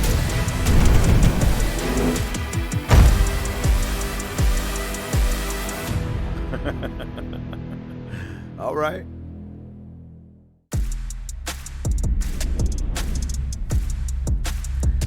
Ladies and gentlemen, welcome to your Fall 2022 Open Premier Grand Finals for Call of Duty Vanguard. I couldn't be more excited to be here tonight bringing you the action in the Star League. I'm Cash, joined alongside me is Artie tonight. A new face to Call of Duty here for Nace Star League, but someone who definitely knows what's going on here, and especially with the teams we've got. How are you doing tonight, Artie? Hello, I'm doing fantastic. Always happy to be here for Call of Duty, and even happier to be here to close out Vanguard once and for all. We've got two fantastic teams here, two very storied teams in the scene as well. So tonight is going to be very interesting, to say the least. It definitely is. Like you said, we have storylines coming into tonight, and, well, no matter who wins, we're going to have storylines in continuation after. So I couldn't be more excited to dive into the action. This is our Open Premier Grand Final going in here. So another Grand Final after we just got out of that Rocket League one, but not the last one for Call of Duty. We still have our Varsity Premier Grand Final in Philly this upcoming weekend, which could be more excited to get to that. But before we get into that tonight, super excited for things here. I mean, like you said, storied teams coming into this one. There's a lot on the line. You talk about pricing, you can talk about all these other things, but really it's just another chance to win a championship for your program. Exactly, and that is what both these teams here want to do. We're going to be seeing Fisher College go up against the University of Akron, and Fisher, they have a lot riding on this, right? You've got a lot of very high-tier players here, especially we're talking about Rex, who is a very reputable college COD player. Can't forget Silly as well, who won CWL in 2018. They definitely want to have a first-place trophy on them here. Also, Akron, they have an amazing reputation across all of collegiate esports, and they are here to make a name for themselves in the COD scene. They definitely are, and really just to give a season format, kind of the rundown of what got us to this point, what got us to this grand final. We kicked things off with the regular season that lasted several weeks, went to our conference play-ins where we then crowned a conference championship for each of the conferences here within these divisions. From there, we went into the last chance qualifier. If you didn't quite make the cut, you got a chance to at least get to the playoffs, and from there, we duked it out for a couple of weeks to get to our grand finals where, like we have said, we're having Fisher College go up against Akron Zips Esports, and these are two teams, as you were kind of building on, that we're not too shocked to see here. These are programs that are very much known to find success in the Call of Duty scene, let alone their esports programs alone. And really, just to kind of recap, we just came off a really exciting Rocket League Best of 7 series where Fisher were up 3-1 in that series, ended up losing to Northwood 4-0, an unreal finish to that. And I think now for Call of Duty, Fisher College maybe trying to look to get a little revenge and to avenge their program here. Definitely. The Rocket League team's passing the baton over to the COD team, and now it's their turn, hopefully, to bring home the dub here, even though the Rocket League team was just so close. But, it is going to be a best of 9 here, so lots of games coming up, and that gives lots of opportunity for both Fisher and Akron to at least make a little bit of a shout here. We're going to be looking at Berlin, Bocage, Desert Siege as well. We're not going to be going to Gavutu, but we will have some Tuscan here as well. Let's take a look at the roster over on Fisher College. We've got Silly that we talked about. We got Rex that we talked about. Phantoms and Druxy as well. This team has a lot of play together. They've got tons of time, these four, and they are definitely going to be one of the most cohesive teams. And looking at Akron, Thieves, Kaiser, Biohazard, and Elite. Kaiser and Biohazard, two standout players. Thieves and Elite as well are two incredible supports for them. I think that it's going to be a very, very intense matchup. One that I'm kind of shocked that it's taken this long for these two teams to come up together, but hey, that's just how the bracket works out sometimes. Yeah, you can kind of have a look at the bracket and go, okay, who are you kind of penciling in for that grand finals, maybe that round of 4 matchup? Who do you have going all the way? And again, you couldn't be shocked that these two teams are here, but we're finally excited to have this matchup. I know you and I kind of feeling Fisher College tonight, right? Under their former university, Bay State, they placed second at the last collegiate, major land tournament. I don't think they want to be denied that championship twice for Vanguard. I think they're going to come out here and try to take it away, steal it away from Akron tonight. Then Akron coming in with something to prove. They have a very reputable college program, nationally ranked, season in and season out. They have themselves in a grand final spot, but that championship here tonight would just be that icing on top of the cake for them.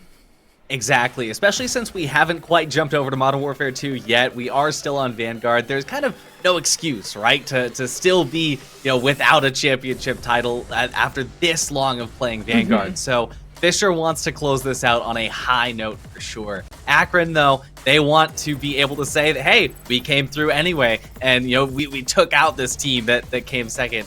It's gonna be a very, very intense matchup. I think both teams are gonna be putting everything on the line here.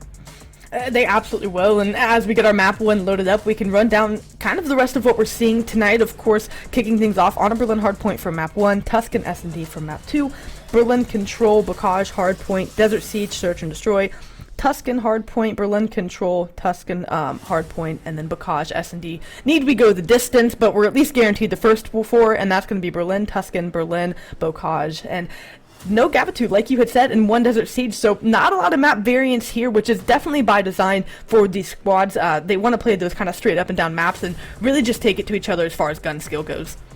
Exactly. We're going to be staying in the European theater most of the time here. One quick jump across the sea to North Africa when we do jump into Desert Siege. But to be honest, all of these maps are super cozy, especially, Berlin. Most of our games, as you said, it's just going to be Berlin. We're just staying in Germany, right? This map is honestly, in my opinion, this is kind of a hot take. It's one of the most balanced maps for all of the game modes. And I'm actually excited that we're starting out on Hardpoint to kind of gauge how these two teams are going to be going up against each other. When it comes to Hardpoint, there is a lot more that you can do as a team to kind of practice your rotations, practice when you flip the spawns, and just kind of put everything out on the line without sort of giving away how you'll be playing the non-respawn game modes.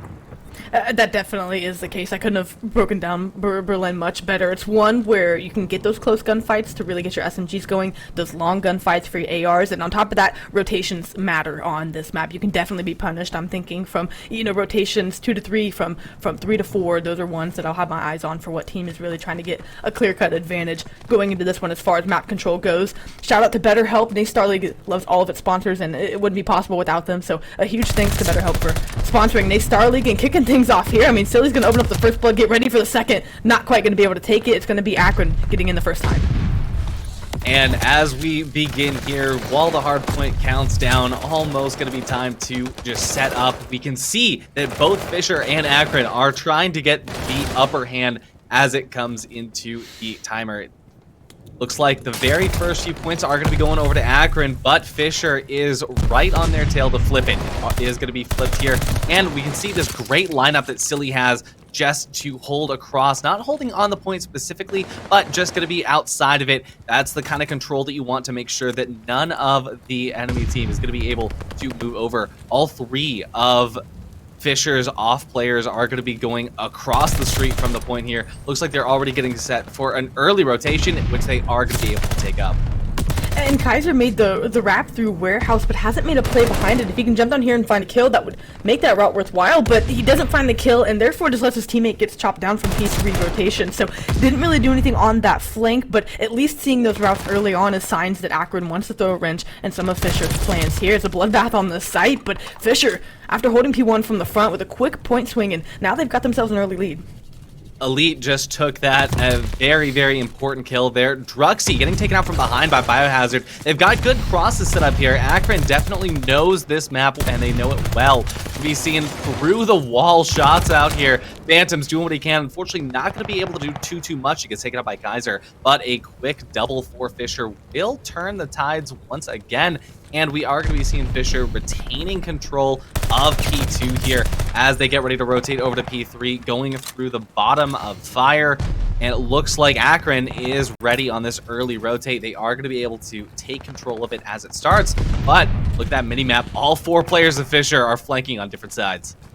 They're pinching all points of the hill, and Akron's holding on from the inside as their players spawn out and have to foot race back to the hill. They buy just enough time for the teammates to get there, but it doesn't matter. It's going to be 4 down in the feed. You flip out the spawns, you get the break if you're Fisher, and now you continue to grow this lead out beyond 25 or more points. So many kills from behind here. We're seeing Biohazard and Silly kill each other from behind, I think 3 times now. I would love to see, play these off angles, which Berlin is just full of those. You can hide inside those windows, you can hide across the staircases. There's so many different angles that you have to check, and it makes getting to the hard point extremely difficult if you know how to play it. Looks like that's exactly what Fisher is doing, right? Because every time Fisher has control of the hard point, they're going way off script and just kind of attacking Akron to make sure they can't even get any bit of push inside of those angles they need to hold in order to retake. Definitely favoring these off angles here, but it's going to be an all 4 hit through the back 4 spawns. If there's one thing they haven't been doing off, it's been going for spawns and getting control on that. So they're going to be working to the back of warehouse while they try to push maybe 1 or 2 players through the front to get control. But P4 plays so scrappy, and for Akron, you don't want to have to try to battle back on a scrappy hill. Sure, they're by no means out of this game yet, but this is definitely one that favors Fisher, where if you can just keep them off the hill, then you can start to look at P5 and where you kind of want to get set up for that one. But for Akron, you're starting to hold on here. The slang a little bit lopsided, favoring the side of Fisher early on, but if you start to get some of these guns warm here, your ARs on these long lines of sights, you could find yourself right back into this one, and, well, that's what Akron looks to be doing. Exactly. The Automaton is doing a lot of work here. Thieves, though, needs to step it up just a little bit, sitting at 5-7. This could be his time as he takes out Silly. This is going to be a very important hold for this next rotation. Phantom's also going to be going down here. Kaiser taking out Druxy does allow for a good rotate in, but it's still going to be Fisher that has first dibs on that hard point. And now Akron going to have to go for this retake, which looks like they are able to get a little bit of control inside of this station, but only for that brief moment before Fisher just comes back with those retakes.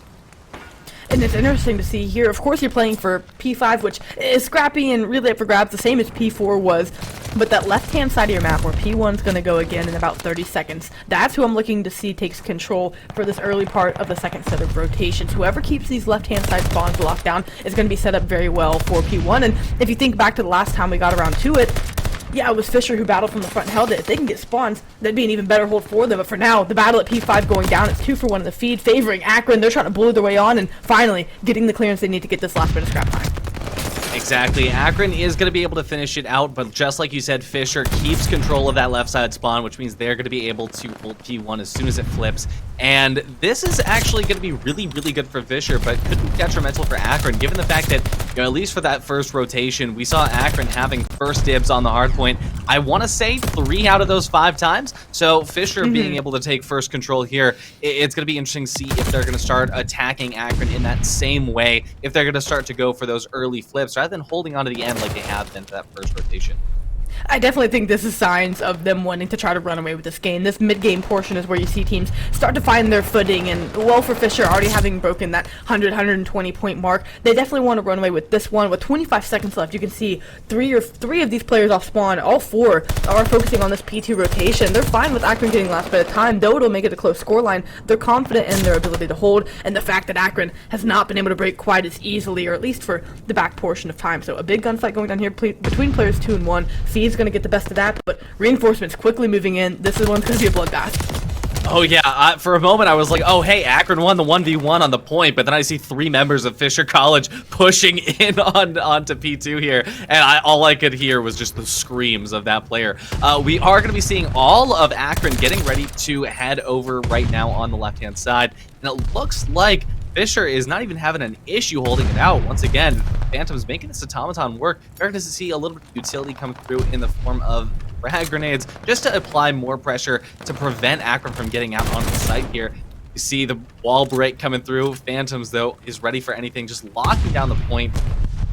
Want to make sure that we also are talking about the fact that Phantoms is on the point, and he is just making that his full-time job. 1 minute and 17 seconds on the point just on Phantoms alone. That is definitely something to recognize as kind of a feat, just to be able to, you know, apply that pressure, stay on, and not get taken out by, you know, just the infinite frag grenades that always seem to be coming at me when I'm playing this game. But, you know. It definitely is, and P3 pops. University of Akron are in control, really minimal pressure off the opening break. A team needed going to come in to slow things down. It's kind of been a silly show for Fisher College. I mean, like you said, Phantom was great tail time. Dylan Rex and Druxy also getting good time as well. And Silly being the lone roam slayer for this team. They have no problem garnering a lead behind Silly, going over double positive here in this one. And, well, they need to get a break here. Otherwise, Akron are right back in this game where you're going to a scrappy P4 next. So they need to get a break here in the next few seconds to make it worthwhile. Otherwise, they just need to chalk it up and go for P4. Yeah, this has been a crazy hard point for Akron, though. Of course, as soon as I start talking about it, Fisher is going to be able to come in for the retake. But for over 30 seconds, Akron held it up, and that's going to be just a 30-point difference between the two here. So, as we can see, if we look down on the minimap, we can see players 1 and 2 already moving over to the right-hand side of the map. And looks like Fisher is going to have early control over P4 here. Now, again, through the station, Akron is going to try to apply a little bit of pressure to get this retake started.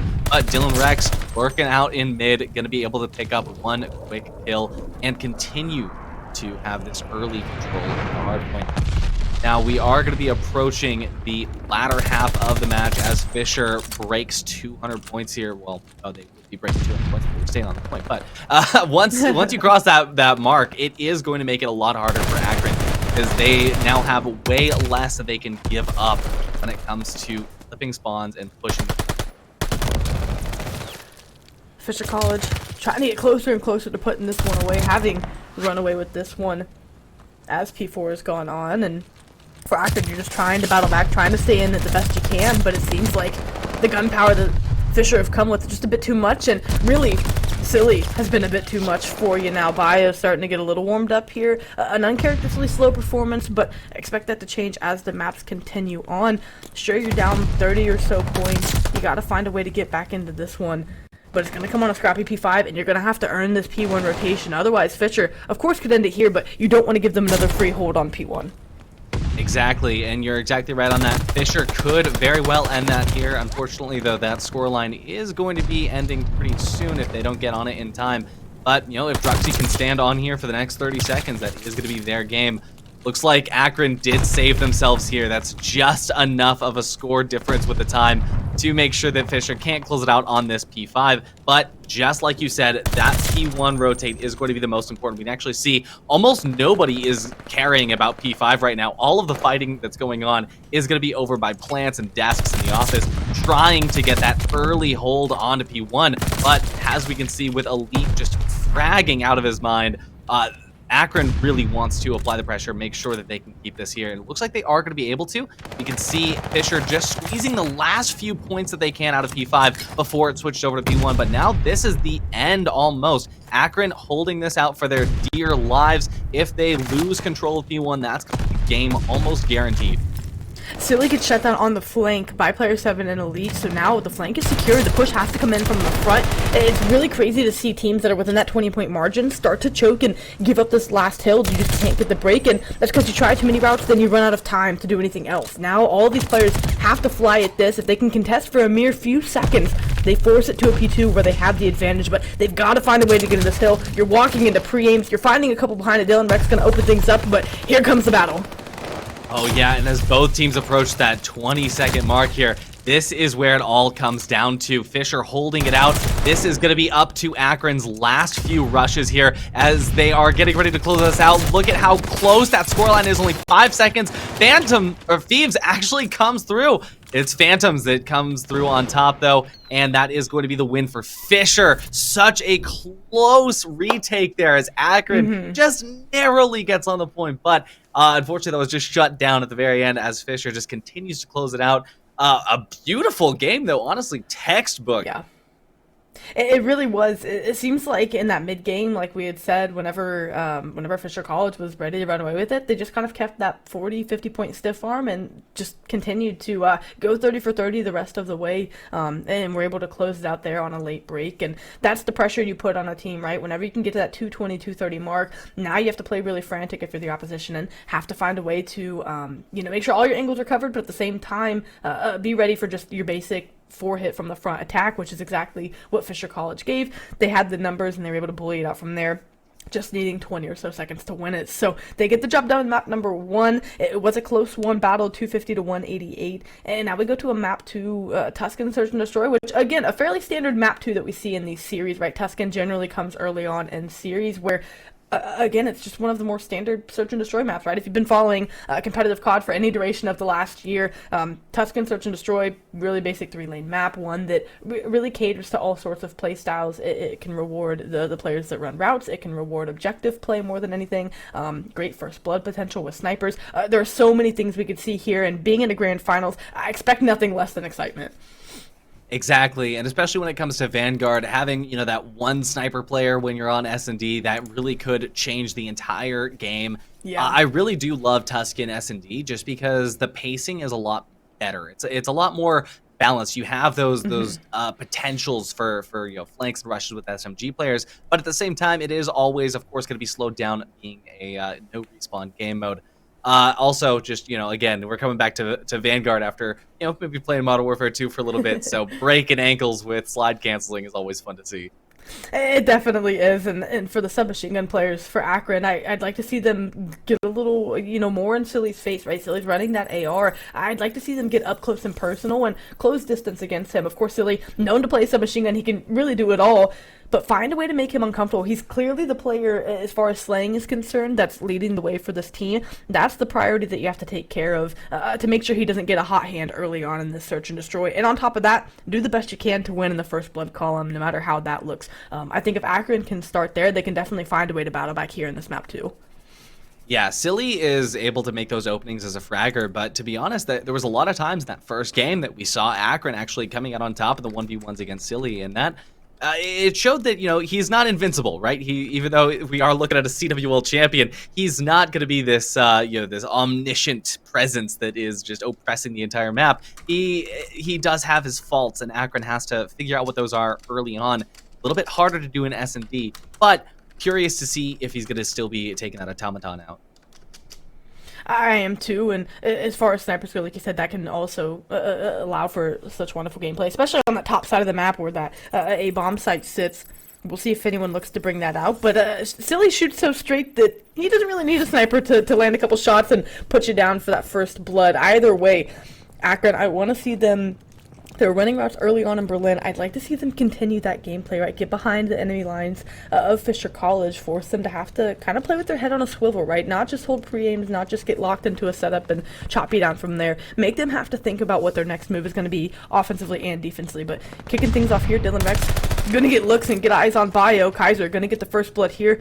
Great opening start for Akron. Exactly. Fisher here on the offense. They are going to drop one player early on. Akron, though, also going to be down a player here, so we'll be seeing the offense coming through to A site. Very early plant here. That is an early aggression, early control, but here come the flanks here. We see Biohazard and we're trying to figure out where they're going to come through. Biohazard, obviously, with the sniper kit too, could help out. Drugsy on the flank already gets taken out instead. It'll be just a 1-on-2 situation here. Now drop down to the 1v1, but Elite does get that kill just in time here. More than enough time to get the defuse. An interesting start to the game, though. Very hard to read exactly who thinks they're going to be coming out on top through this round. It definitely was, and for Akron, I don't know if Bio got the call that someone was pushing through church, but just to know, maybe he heard him, but just to check, right as soon as Druxy was about to pinch him, sitting up there, and then, of course, Elite and Thieves to kind of clean up around fire. Great work from them. You open up with the first blood, you get a round win behind that. It's exactly what we said they needed to do, and hey, you keep Silly out of the kill column. I mean, for me, and as far as Akron goes this first round, they checked all the boxes. Exactly. You lock down the lane outside of the site, you lock down mid, and that's it. All set and done. We're going to be seeing Fisher trying to do the same thing once again, but this time with Akron on attack. they're going to be able to set the stage a little bit better. We see Phantoms go down really early on. That's a big pick for Akron here. Fisher, though, is still in control of Silly. That is the wild card. Druxy stunned and gets taken out as well. Super unfortunate beginning, but the 2v2 is still going to be in anyone's hands. The bomb is going to be down here, so Akron needs to get control over that. Doesn't look like Fisher actually knows exactly that the bomb is down. We'll be seeing one player playing each site. As Dylan Rex just holds out for this mid control here, we are going to be seeing Elite taking control of the bomb yet again. Meaning here up with Biohazard. Biohazard goes down, it's just going to be up to Elite. And you're going up against Silly and Dylan Rex. That's two players I definitely want to clutch a 1v2 against, but Elite on a 3 streak, already feeling warm in this S&D. Gonna make this B push, and he's got to make it quick because either they could opt for the retake, of course, but I mean, with this time ticking, someone might start to make a push. Gonna try to work that bomb down quickly, and for the side of Fisher College, you're gonna do this 2v1 retake. You're confident in your ability, and hey, I'd feel pretty confident too if I had Dylan Rex and Silly running that retake, but for the side of Akron, you've got to be feeling good knowing Elite's on the other side of this 1v2. If you can just kill time, get some info, shimmy around that, this could be another round win for Akron. Oh, exactly. But, oh, unfortunately, COD timing at its finest. We see Elite turn around just as Dylan Rex rounds that corner.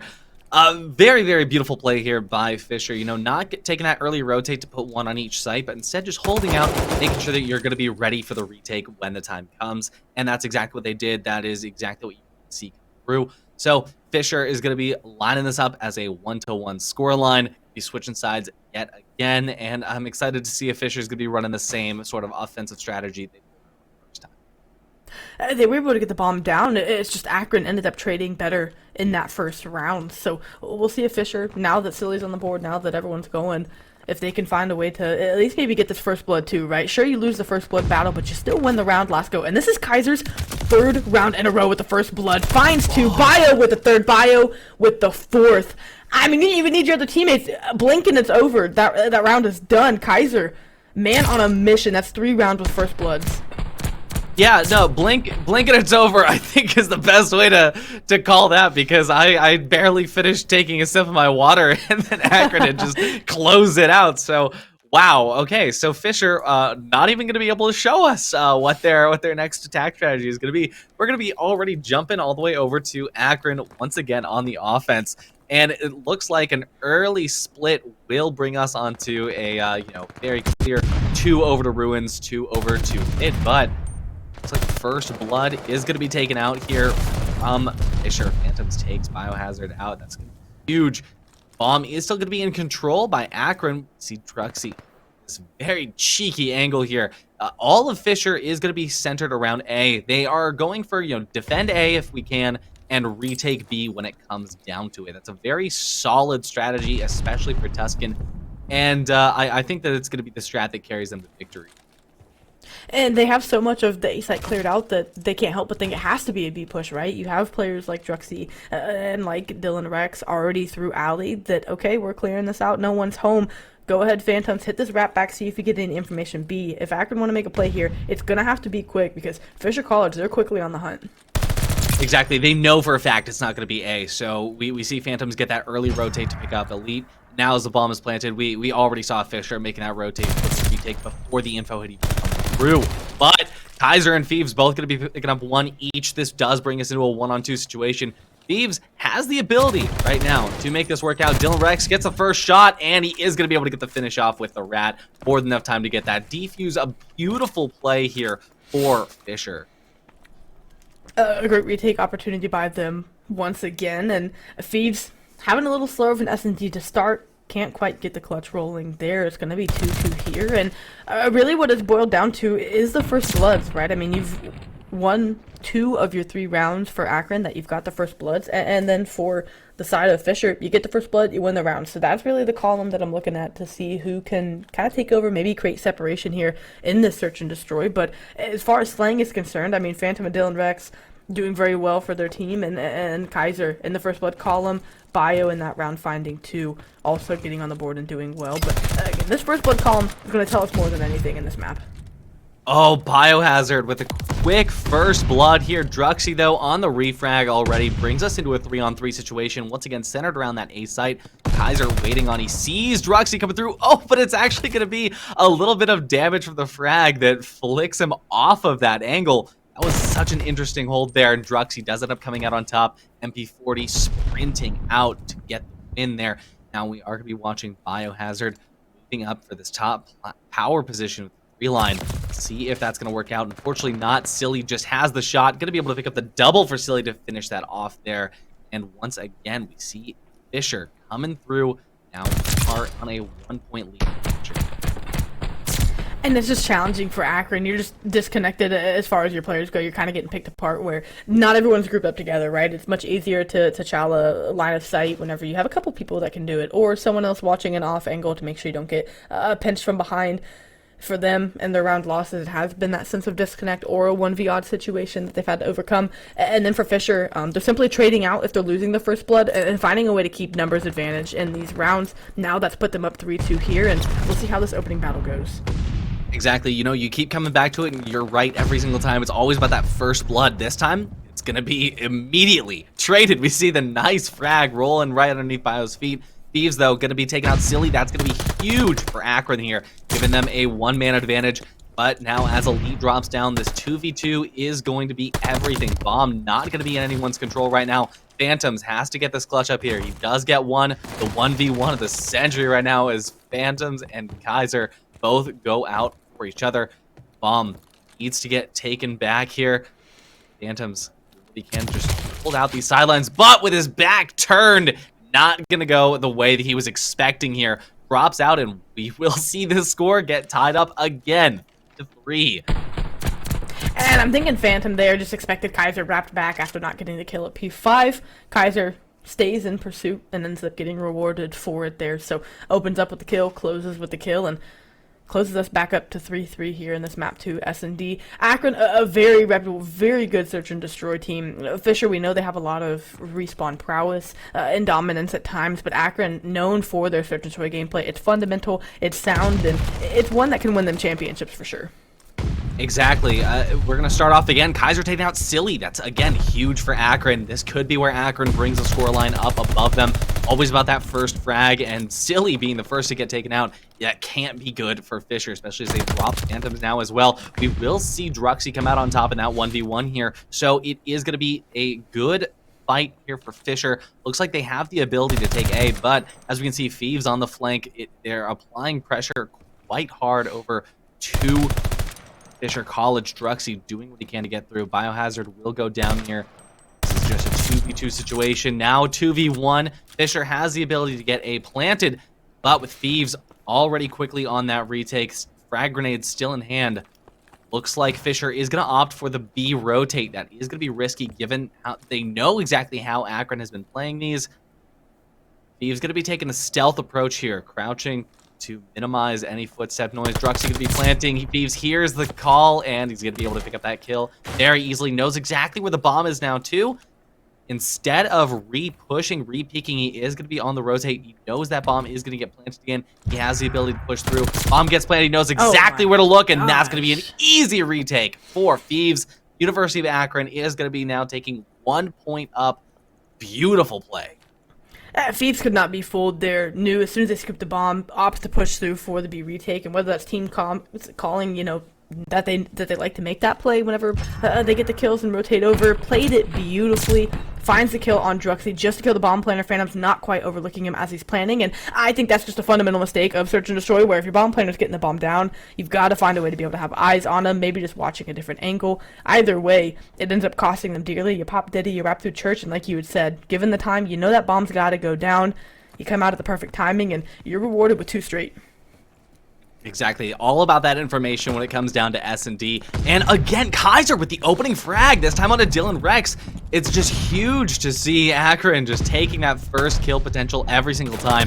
Druxy, though, trying to get the refrag. It's not going to work out. Thieves instead going to be sending him to an early grave. Silly takes out Kaiser. That's the revenge he's been waiting for. As Phantoms drops down here as well, it's just going to be Silly against the world.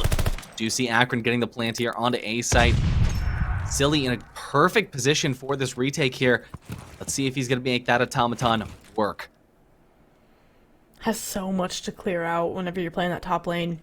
You don't know how many players could be stacked. Church, Phoebe's already laying down in an off angle in Church. I mean, I think that's what's going to end up costing Silly. He's probably not going to try to push through the middle here. Doesn't want to give up anything too clean or any kind of line of sight to give an easy kill, but with time dwindling, I mean, you've got 13 seconds to make a play on the bomb with that 7.5 second defuse. You're just running out of time here. We'll see if he can snap to these kills. I just don't think it'll be the case. Yeah, he's got no information to go off of here. Just, picks up 1 kill, but everyone on Akron knows that he does not have any time to play this. So some quick, easy peeks is going to be putting Akron now very, very close to taking the dub here from map 2.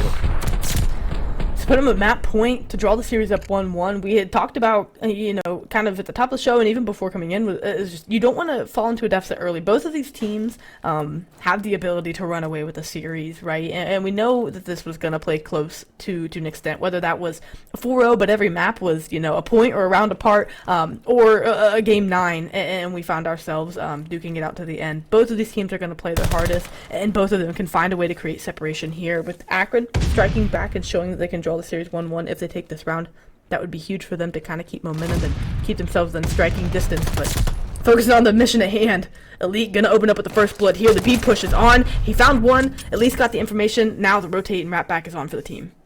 Yep, Akron continuing with their streak of first bloods here is going to be having a 1-man advantage going into this round. Dylan, Rex, and Phantom's last 2 members alive. Fisher, they can to get this beat. It looks like see Dylan wrapped all the way in the back here, knowing that the spawn is cleared out. Has almost no information other than that, though. A site is being locked down. Biohazard's going to be playing up from fire. We know that Thieves going to be playing on the site here.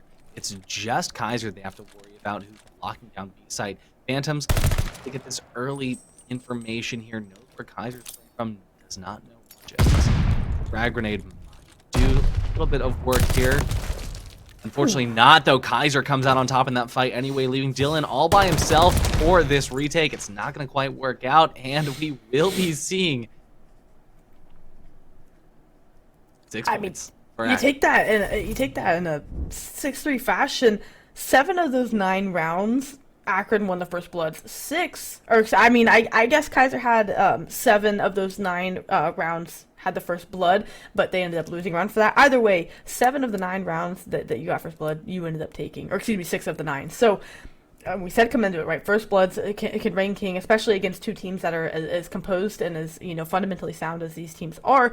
First bloods and that life advantage can mean everything. Both teams played well around the objective, traded effectively in the mid round, but again, like you said, on that B push, it was a 2v3 for Fisher College, and you had the man advantage for Akron. You just didn't have anywhere to go until you found a pick, and that could end up eating clock and end up eating map positioning. So great job for Akron. They stay true to their game plan and strike back 1-1. Exactly. You love to see that, especially, with as that dynamic changes between respawn game modes and no respawn game modes. Once Akron learned how to read out Fisher, get that first frag and just lock it down every time, sort of figure out the song and dance that they tried to push out. So, you love to see it, but now as we move on to map 3, curious to see if they'll be able to continue as we jump on to Control, which is a respawn game mode, but one that takes a little bit more thinking and strategy. It absolutely does, and it's going to be on Berlin, too, as you had called, kind of the most balance between all 3 of the modes, so you're going to get that perfect blend of hardpoint and S&D as far as respawn and tactical gameplay goes, and Berlin is one where you see a bit of everything. Sometimes you see teams capture the harder zone first and then have an easy go at B. Sometimes you see teams capture the A zone first and they can't get into their own site that's at their spawn, and then you can also see everything in between that. So it's one where, again, both of these teams' strats going into this have to be sound, but you've got to have something kind of in the back of your mind, right? You know how they both have a respect for each other of how good they are as programs. You've got to have in the back of your mind, okay, if we find ourselves in an unfavorable position, what are we going to do to battle out of that, right? You can't expect to be up 20-5 in lives through the first 45 seconds. You've got to find a way to say, okay, we're down in lives. What's our game plan if we find ourselves in this situation? Again, that's going to be interesting to see who's willing to reach deeper into the pocket for some strats when things get dicey. Exactly, and on the opposite hand of that, you are going to see, both Fisher and Akron kind of going out to see, all right, when can we figure out, how is this spawn lock going to be playing in? How are we going to be able to lock down each lane? How are we going to be able to, focus each team into their own bubbles that we can then take control of? And honestly, the very first round of Control is going to be where we see which team has that offensive prowess versus which team, decides to go for that more defensive play style, peeking your corners effectively versus just W key and slide canceling into every single possible. Yeah, it is one where whoever starts on offense, if you can get that offensive round win, essentially it's how Control plays in COD, is who can get the first offensive round win, and then from there win your defenses. That's kind of the case with how Control works. But here on Berlin, you see teams, especially now that we are, of course, in the final days of Vanguard, teams know how they want to play offenses. You see more offensive wins than we had when it was first implemented, now that teams have their fleshed out strategies. So still, winning the offense is an advantage. I know, we seldom sound shocked anymore when teams walk away with those, but it is still quite the advantage, knowing the defense is still the preferred angle and attack that you can have. We'll see who's going to be willing to take this one first if they can and give themselves that early offense advantage. Exactly. I'm curious to see how Silly comes through this time around. Last map we saw, it was actually, I believe, Kaiser who came up on top with the kills. This time around, though, having a little bit more respawns. Silly is probably, my pick for who's going to be coming through on top. We'll see B site taken very, very early here by Fisher, almost up to that first triangle. You see Biohazard getting ready to peek in. As it crosses that 33% mark, Druxy ends up going down here. Lead comes through with the double kill. Kaiser also clearing it out, taking out Silly. Here, at least starting to work this progress. Only 13 seconds of ticked off the clock, so you're going to take that as you get the rest of it. You know that Akron's got something up their sleeve, right? They're going to give this one more push if they can, but they're going to have to go quickly as this last tick is starting to go. Elite opens up the first one. They flood in, but Phantoms and Druxy combined for 2 to clear it out. That should be the B zone, and I'm interested to see what kind of positioning Akron takes here. They're a bit extended, given that B is just getting captured. Maybe they're trying to chop off some lives on rotation, but we'll see how they set up defensively, because they've got to hold for 2 minutes.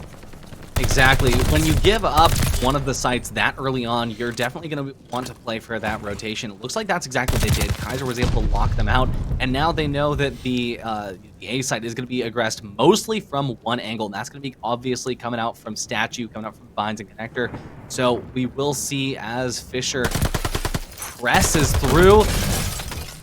They are going to take that early control of this connector site. They are going to be pushing now inside. This is going to be very, very early aggressive station from the outside.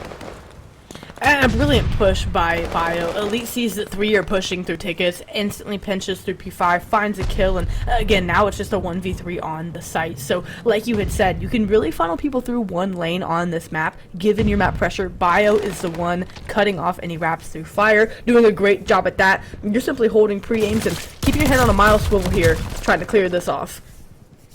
Exactly. Fisher losing out in the lives here. Akron coming out on top with just a bit of an advantage here for lives. That is going to be an entire team wipe worth of lives here that you're sitting on top of. Puts them in a good spot here, but first tick is going to be a little bit of a challenge for Fisher, but I feel like as soon as they find their way in, as soon as they start getting that first tick, that's going to be when they run away with it, and it looks like that time for the control is going to come through now. We see Akron able to actually retake over this push here. Watching now as Fisher tries to reset here. Dylan, Rex, and Phantom is putting that early aggression, but keeps getting taken out. They need to wait for the rest of their team to push in all together rather than just, drip feeding those 1v1s. And all it takes, as you were kind of alluding to, it takes 1-4 down to get clearance on this A site, and then the defense is running into pre-aims, and this might be the case too. Go down to the feed, you hop into the site, you're trying to see where this next push is coming from. Elite finding kills behind it. Like you said, you coordinate a team push. Is it enough now that you stop going 1v1v1? Well, Dylan Rex, a one-man wrecking ball here in this A site, trying to get it down to the team, a tick and a half of progress in, and just gunning people with the automaton. Oh, exactly. We've got 20 seconds on the board here. We are going to be seeing 2 ticks come through, 1 tick remaining. This is going to be the last push here for Akron. They're not going to be able to make it on, and it's going to be Fisher that walks away with that very, very first round. And again, it's that crazy. It takes 1-4 down. Akron played that defense so well up until again, you just get out of position, you get wiped. They were playing a bit aggressive through tickets, and again, Dylan Rex able to find a 2-piece, Silly able to find a couple behind it as well. It's just hard. You gave up a big play, and from there you're just scrambling to get back to the site. props to Fisher for keeping on that continued pressure and not quite giving up, knowing that, hey, slang-wise, we're having slow performances, but we just know that any of us can make that play at any given moment. They trust the process, they do just that, and Silly goes into this round on a 4th streak as well. Exactly. We're going to be seeing Akron deciding to go for the A push to start things off. I think that's definitely the much safer route, given how much easier B is to press from their spawn. That being said, they are going to get shut down super early on. They're going to change tactics now, instead opting to go for that early B control here. That might end up biting them in the butt as the round continues through. But 55 seconds on the clock. They're going to have to start making it in right now. Thieves doing just that, getting that early entry to the stairs. But Dylan Rex keeps it locked down, not letting anybody come through right now. And I was going to say, someone has to get Phantoms off of Train at P4 if you don't want to keep spawning back Warehouse. It's going to be Kaiser that's able to find that now. Kaiser fronts a second B Street, and that's going to be a lane they can push through mid-map and start to at least give themselves an opening, but they have to make a decision, right? Time is ticking. You don't have set control at either position. You get chopped down on your one man on the flank. You're hoping your teammates can get back to A, and I just don't think that's going to be the case. Fisher, very strong this round in how they've come out. Yeah, I think Akron is just kind of poking and prodding at every lane until something ended up working out. They almost had A down, but at this point in time, looks like they're going to really need to commit altogether. Now, that sort of split did end up splitting up Fisher as well. They're kind of trying to figure out, hey, what's Akron doing? And that allowed Akron to get a little bit of time here on both sides now. Biohazard locking down A, almost getting the first hit completed. First hit on B has been completed already, but Silly is going to be on that retake for B as we're watching Dylan Rex get that retake on A. It looks like the retake on B was not so successful, but the one on A did end up working out. That being said, all of Akron is now going to be reconvening their focus to B right now. Once they are able to get that last tick up on B, that is going to reset a little bit of their timer, give them a little bit less pressure. But right now, as B's final tick gets completely reset by Fisher, Akron is going to be in the dire straits to get this final push. It's just Silly who has the ability to cancel it, but they're not going to be able to get there in time. With B secured, though, they only have 1 minute left to finalize their push onto A. I guess the only shining light is lives aren't too bad, but more so you already have a tick over at this A site. The problem, you have Dylan Rex playing your train station, and everyone pushed up to that 50-yard line of the map. You have a couple sequences of gunfights to take before you can even think about touching A, and you don't quite have the lives to back it up. You have 2 full team pushes left, and that's it. You have your entire spawn to clear out. I just can't see them pulling this off, but hey, we're in the grand finals, and this is Akron. I know that they have the gunfire to be able to do it, but I just think Fisher's defensive setup a bit too strong this round. Exactly. That being said, as you're saying that, Fisher over-rotating just a little bit could give Akron their key in, but as we can see, Dylan Rex about to be onto the site. Thieves does manage to get that early on, but we see Silly come through on top of that final gunfight there. Just 15 seconds for Akron to make it onto the site, and I think that you're right. They're just not able to get there in time. That is going to be a good closeout here for Fisher. Being the score, 2-0 already on the map point.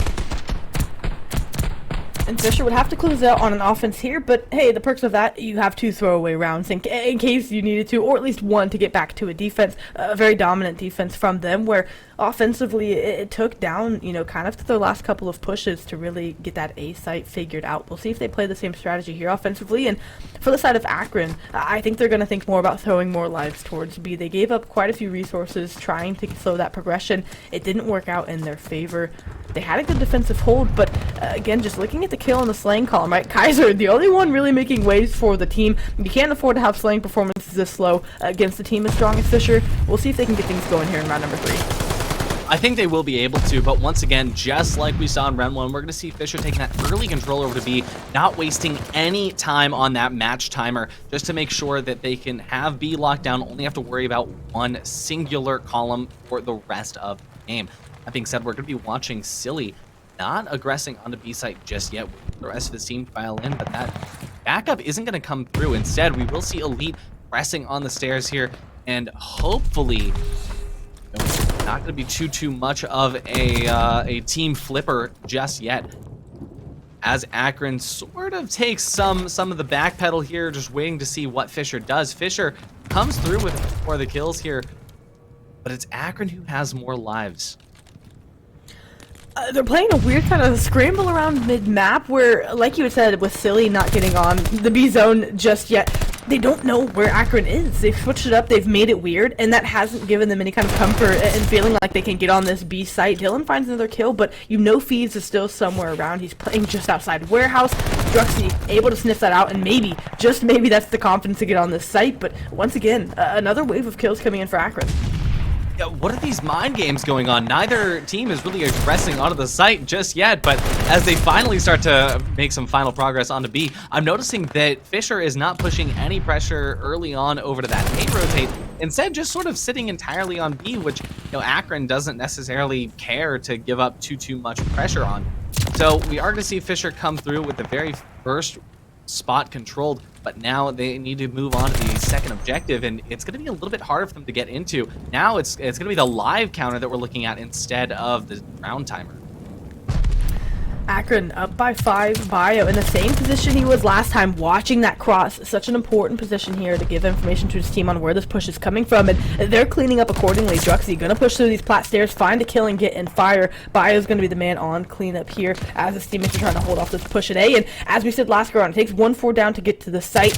Akron look to be stacking their reinforcements back on this A site. They don't want to be running into pre-aims again.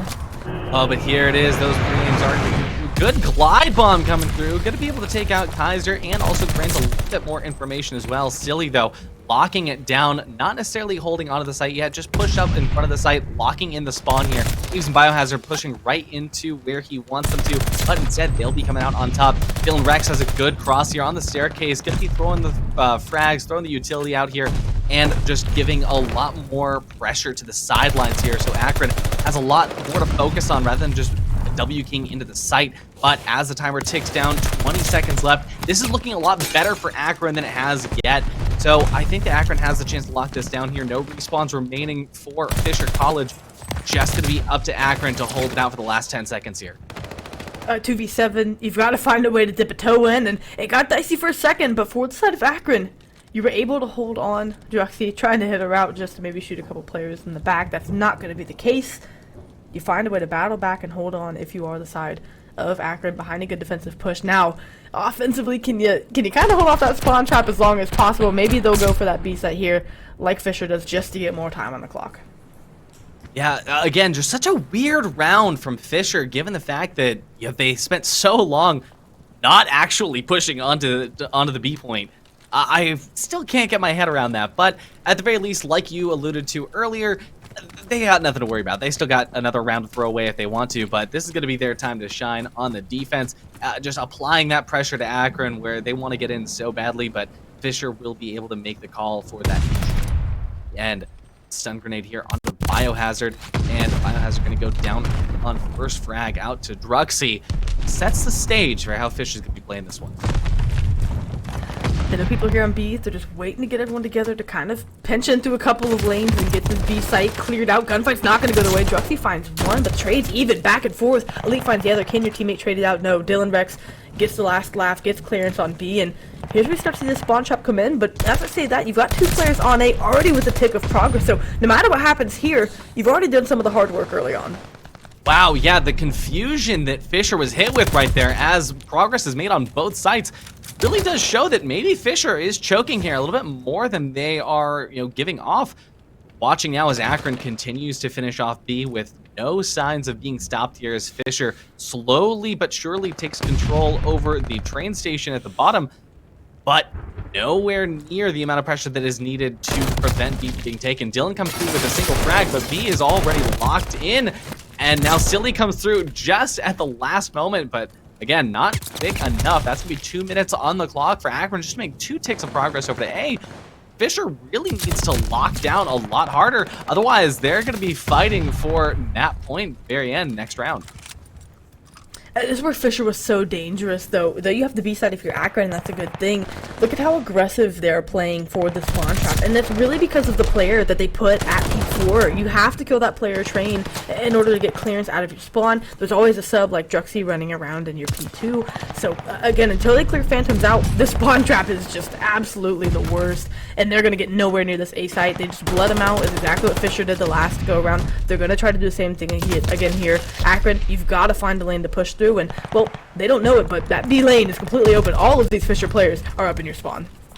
Oh, exactly. And Phantom's on a 7 streak now. That is the kind of assault that you do not want to be up against here if you are Akron. Only 6 lives remaining on the side of Akron. This could be when Fisher actually comes through and really just sends us out into the next map here. No respawns remaining for Akron. This is going to be their final push. I don't think they're going to be able to come through it. We see 3 lives remaining now. Elite taken out early on. Biohazard, Kaiser, and Thieves need to find a way over into A site, but they're not going to be able to get there at all. Kaiser holding out, gets aggressed over early on the side here, but those shots just call every single member of Fisher to come through. But Kaiser actually picks up a quick double, but it's going to be the timer that pushes a little bit too much on them. And as we end out with no more lives remaining, that's going to be another win here for Fisher.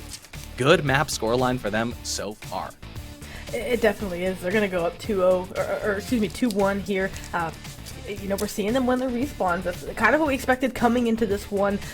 We know that Akron's a good search and destroy team, as we said before. We know what Fisher brings to the table as far as respawns are concerned. It's just a matter of, can Akron get over that last little hill to get themselves a respawn win?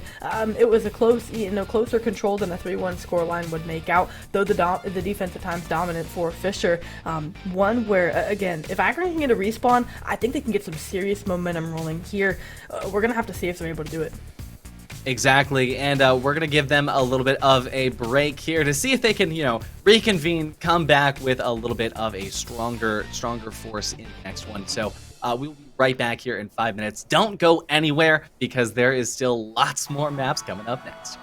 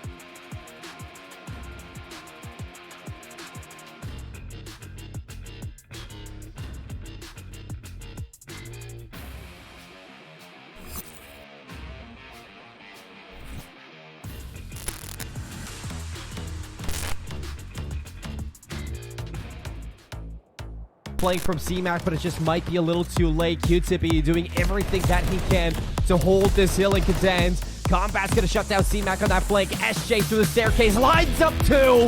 Nicole State not done just yet. Cash, but here comes Combat. A double kill for St. Edwards, mounts them back into the hill. C-Mac fighting for his life. Sure, like Lucas can, you know, absorb some of Mega Man's stuff, but like we have pallets, which are really annoying. Palutena might have a little bit of issue, but I thought we were going to see potentially Gamer Dog otherwise, but we're seeing Gamer Dog crushed a 0 to death. Your way up long, and unfortunately they've been caught. Yeah, they've been caught off guard, which is a really unfortunate thing. Rotations are already in. At Northeastern, I don't imagine a world there's farming. There's a way they get more than this. Ban, yay. There it is. Gonna activate it early, but the caught in a Gravitic Flux. Wow, Putter even gets paid on the upswing for that. Already so low that just simply bringing them into the air, able to take them out. And now Magician unleashed, finding a flurry of kills for Oregon. Then pays for that one with their temporary car lives. Back now, full BPC squad up and ready to go. Krim is trying to walk the dog along the middle, not going to happen so easily. Puts it back on the leash right here, and BPC once again into the offensive. That's a perfect corner right there. For West Virginia, but they'll take it. They'll be fine with it. So all onto this jet to stop things. DiDoRocco needs to step up. Oh, agility! The wall bangs, the reads, not even opportunity for them to come back. This is it. This is excellence in gaming agility right now.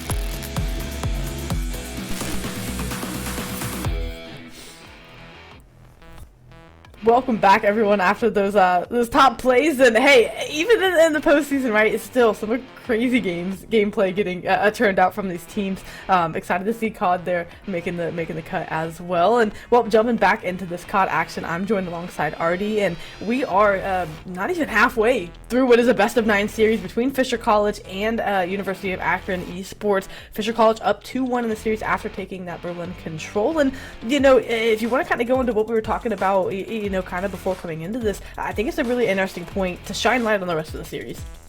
Yeah, exactly. Like you said, it's a best of 9. That just means 5 maps are needed to win, and Fisher could just close it out if they just take, hey, you know, we're just going to get 3 in a row here real quick. But at the same time, like we were talking about before, you know, it's Akron that has that ability to control and the no respawn search and destroy, but Fisher has yet another opportunity that they are the respawn kings here as we're about to jump into hardpoint on Bocage.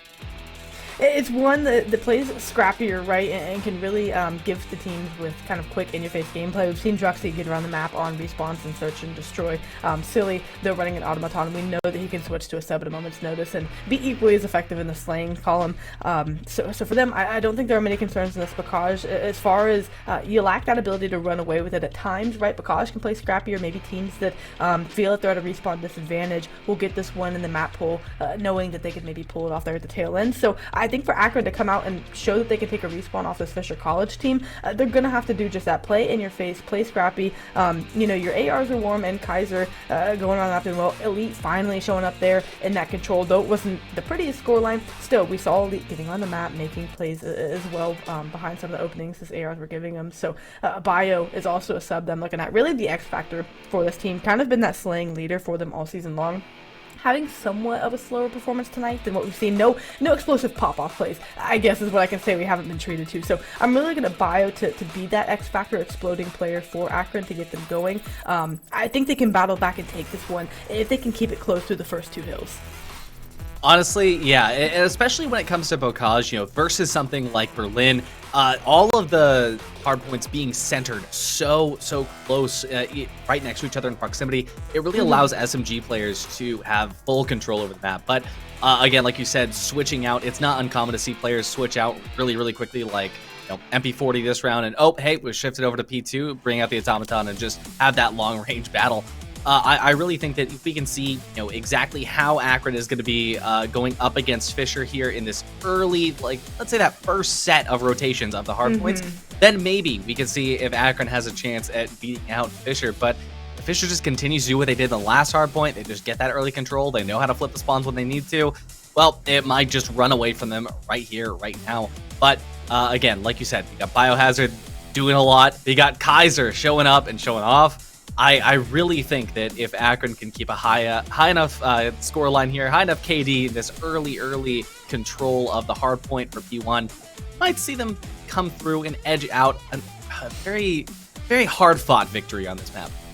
It would be really scrappy and nitty-gritty from Akron to pull it off, and that's not to take away, from what they're able to do. They could absolutely blow the scoreline away and take it in a dominant fashion, but given the trends that we've seen here tonight, right, I'm expecting them to have to really have a hard-fought, hard point or respawn win in here against what Fisher's brought to the table. So for them, yes, that slang column, surviving the first couple of hills, staying in it, not letting anyone get too hot. I mean, streaks, though we've seen a couple of them in here tonight, definitely been effective for both teams, but it has been Fisher College outnumbering in that column. And not only are streaks nice because you actually get the kill streak behind it, but again, it kind of gets your ego back in the game, right? It gets you feeling good. It gets you saying like, okay, who's challenging me next? I'm ready to take this next gunfight. You want to try to mitigate any kind of that momentum for either team the best that you can, and I'm really waiting for kind of that ego check, that heat check moment. And from Akron, we know they have explosive playmaking ability. I'm really hoping that Bakash treats us to it from their side. Exactly. I'm not sure about you, but whenever I get glide bombed super early on P2, I just want to quit immediately. So we could be seeing that come through. We could really be seeing, especially the SMG players popping off on this map. Bocage has always been one of my favorite maps for Vanguard, and I just cannot wait to see exactly what Akron is going to be able to pull out here up against the absolute powerhouse that is Fisher. We've laid out what Akron needs to do to get their first respawn win on the board and not give a 2-map advantage to Fisher. And then for Fisher, what they've got to do to close this out and again, put themselves that much closer to closing out the series. But before we get started here, Bakash, a quick shout out to Army ROTC. Become a leader for life. Thank you for being a sponsor for the Nace Star League. We couldn't do it without you. And as we finish that up, now we're getting things rolling on Bakash. I expect it to be fast. I expect it to be crazy. And I really don't know who's going to come out on top. Oh, we couldn't do it without the sponsors, and Elite couldn't do it without this MP40, opening us up with a kill onto Dylan Rex here.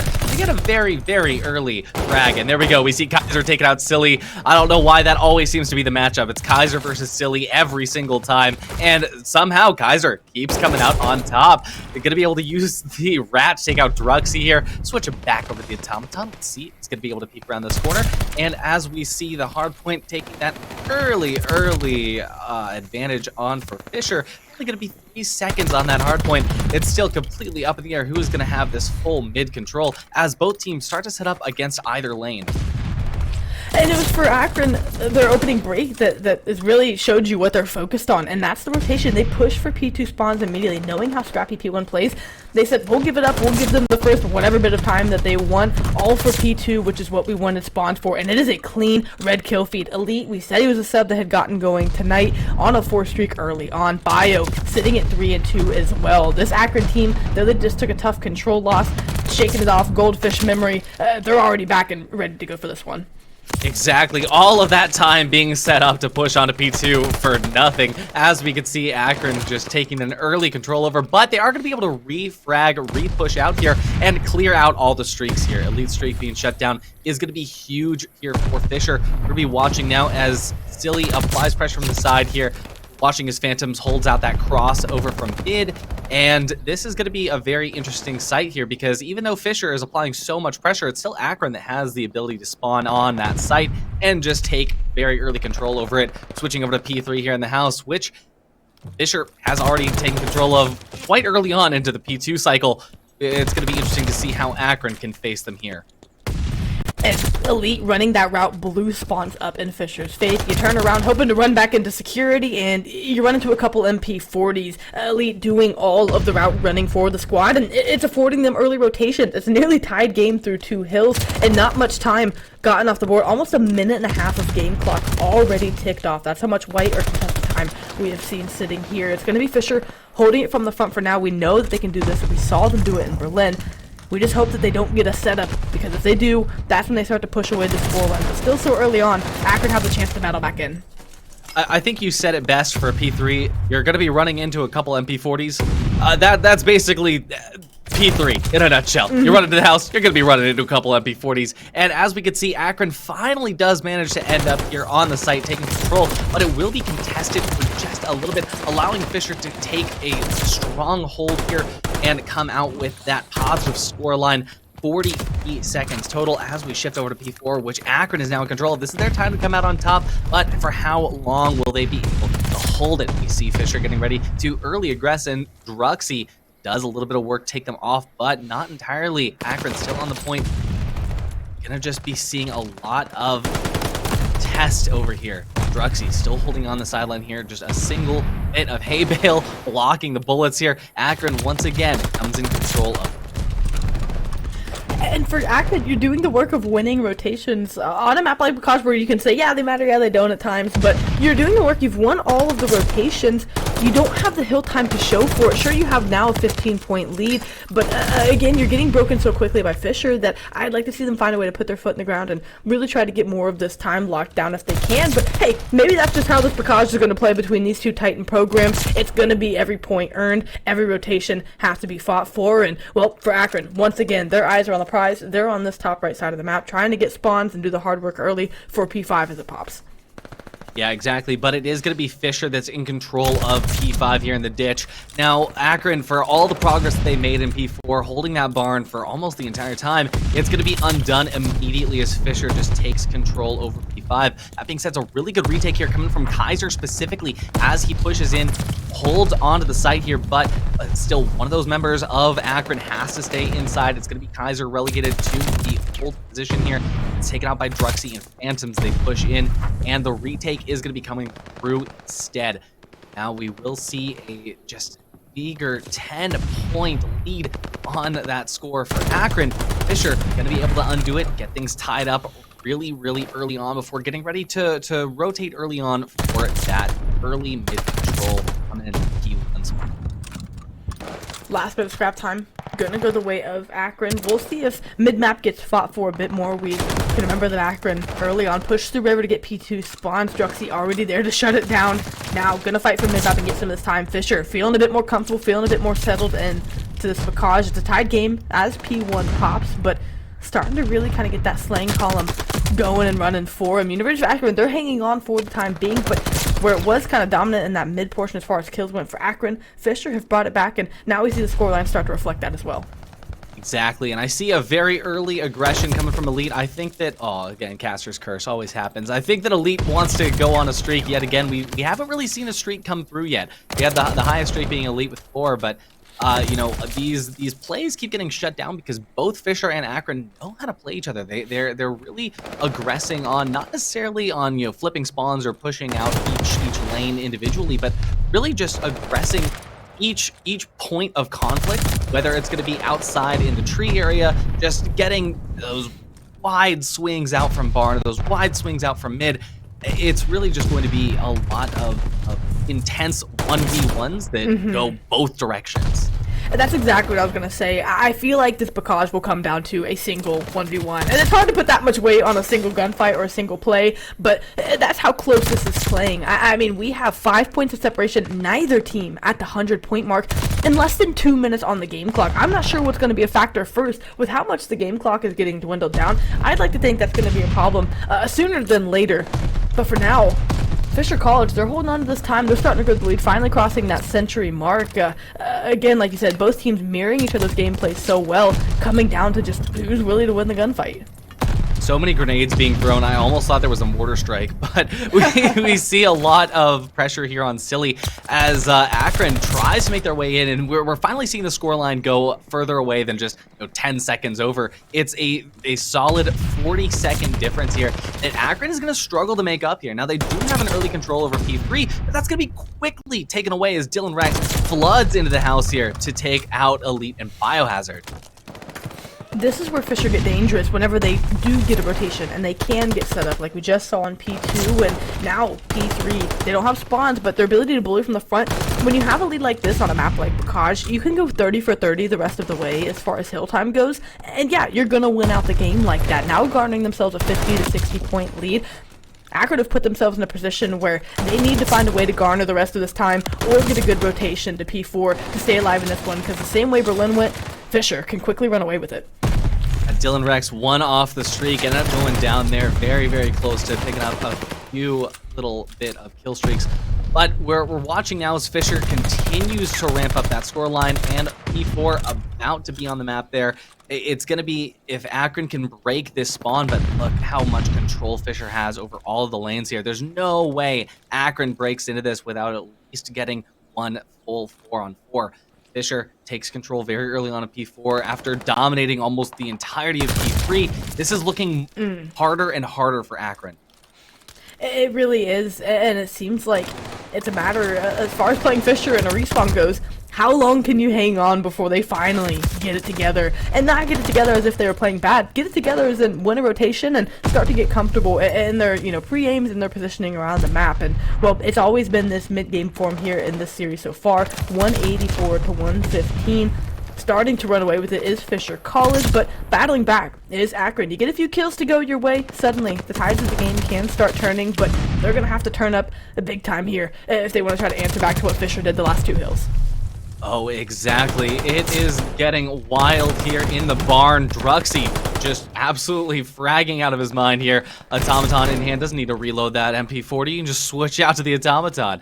We will see P5 getting taken again by Fisher. They have these early rotates that Akron desperately is trying to hold on to. Akron dedicating very vital point time by, jumping off of barn very early on just to try to get into ditch, but they lose it to Fisher, who just wins a quick 1v1, and suddenly now they have another 20-point lead. We're seeing it run away from them almost. Look at that, it's a 75-point score difference. Akron really needs to get not only this point out of Fisher's control, but they need to make sure that P1 goes into their control for the next one.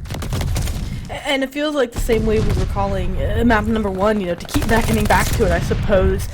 It's just one where match point has been set for Fisher, right? This feels like their respawn to lose at this point. You just need 35 points. You don't need every second of time these next couple of hills, but the pressure is on Akron where they can't give up many more seconds of these next hills. So you know exactly where your gunfights are going to be taken. They're going to be taken around the hill. If you find and win those, you chip away bit by bit and you close this one out. Akron, though, going to try to hold on. They have good mid-map control, but can they survive this next push?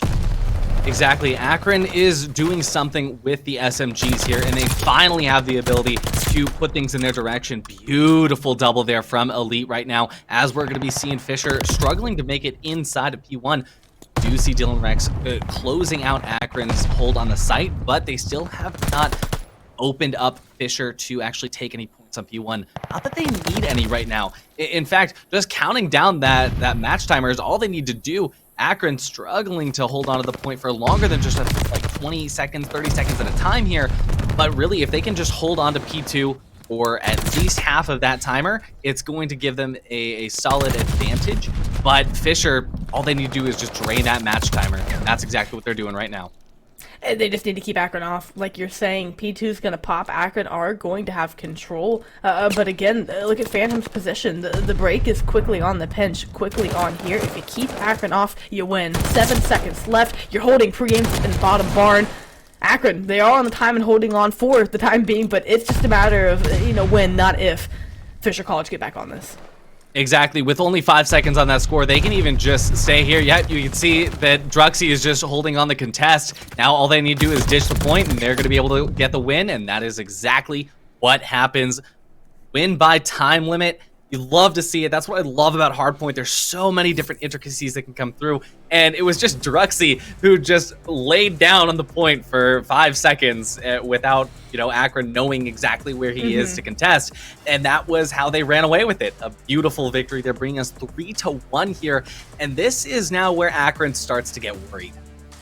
It definitely is. Though it's a best of 9 and it's a long, series, we're still not even halfway through. We are 4 maps in, right? So we are very quickly approaching the halfway point here. You're going to go to an S&D, but again, you can't rely solely on S&D to get you to a game 9. You have to find a way to pull a respawn off, or 2, and for them, I still, given how Fisher's playing, I would like to think they're the favorites going into this next map, but at the same time, we had kind of talked about it, during the break. If Fisher get a good win here, which they did by almost 100 points, they weren't close, or they weren't far from having that search and destroy figured out. It was really that first blood column that did the most damage to them. So if they have that as their priority going into this Desert Siege, it could play much closer than Akron are ready for. And again, to put them at series point after this next map, if they give it up, that's definitely not a position you want to battle back from. So for Akron, not only is there importance to do your job and be the S&D team that everyone knows you to be, it's to find a way to build on top of the success you're finding in search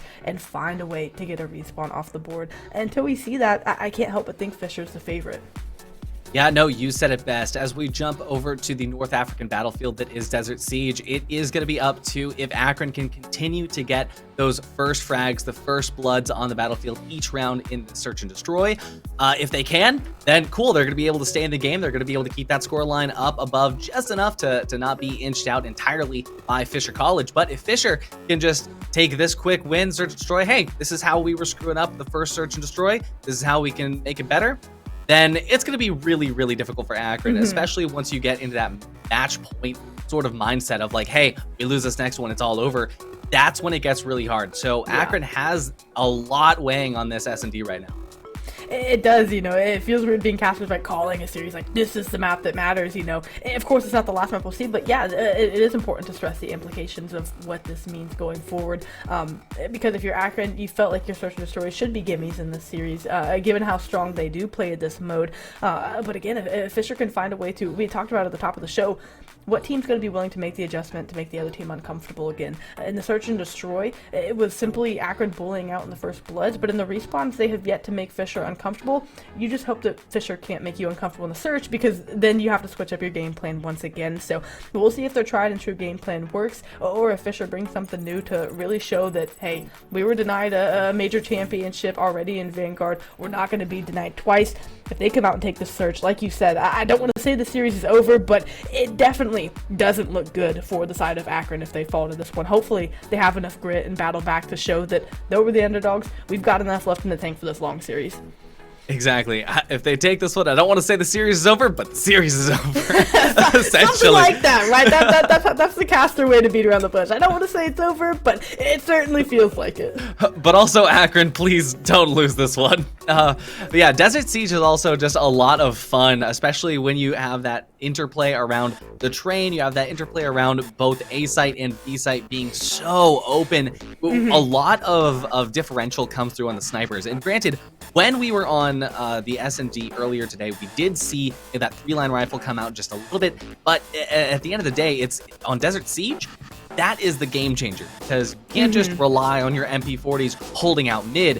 When you have a sniper rifle on these long sightways, that can change the entire game. And if Akron is able to pull that out effectively, then it's probably going to be an easy call to say that they'll win their first frags, and they'll be able to carry that control through the rest of the round. It definitely would be, and I'm excited to get on these Akron POVs for Search and Destroy. It's so electric to watch them play. Bio, usually the one with the sniper, but given what Kaiser brought to the table, I'm so excited to see, if he's able to keep that same momentum going in that the ability to get those first kills. You think like, okay, maybe Fisher at this point have an adjustment for it, but they had the whole previous Search and Destroy to adjust to his gameplay, and he still found a way to get 7 out of 9 rounds first bloods. So a great job from Kaiser there. I'm excited to see if he can keep up that kind of production, because that definitely helped the team get the win as easy as they did. And well, for the rest of the squad, it's just going to be showing up and being able to support the best that you can as well. Good objective gameplay for Akron. Again, this is nothing new for them. This is what they live for, is search and destroy moments, and I think here they can really start to get some momentum, some wind in their sails back with a good win here. Exactly, and on top of that, to go back to what you were talking about the search and destroy on Tuscan, right? Kaiser was also getting a lot of those first frags on Silly, and Silly is the player that we like to hype up quite a bit because former world champion. By the way, when you get first frag, that kind of puts a detriment on your entire team. So if Kaiser can continue to do that here, we'll see. In the first couple rounds, if he's able to, then I think that kind of calls it for us, right? But we start off really early on with Akron being on the attack run. Curious to see how this is going to start. See Bio early on with that sniper. Not going to get eyes on anything yet. He's Silly on the cross. Is going to call that out to his teammates. His Phoebes looking to try to get bombed down. Cross is back, so They know they have numbers for this site, but really Druxy the one who I'm watching in position here to kind of kill players on this cross. I mean, whenever this first blood breaks out, more gunfights are going to follow. Oh, Thieves. What? Oh, if I'm Thieves, I'm my controller would be through my monitor. I'm gonna need a new controller. That is beyond a frustrating way. Whew. I don't even want to talk about the rest of that round. That has me tilted. I mean, Yeah. that's how my MP40 fires. Not gonna lie. But we are gonna see, Dylan Rex closing it out for the last kill there. That is gonna mean that Fisher is going to start off strong with this one. Very, very much applying the pressure to Akron early on.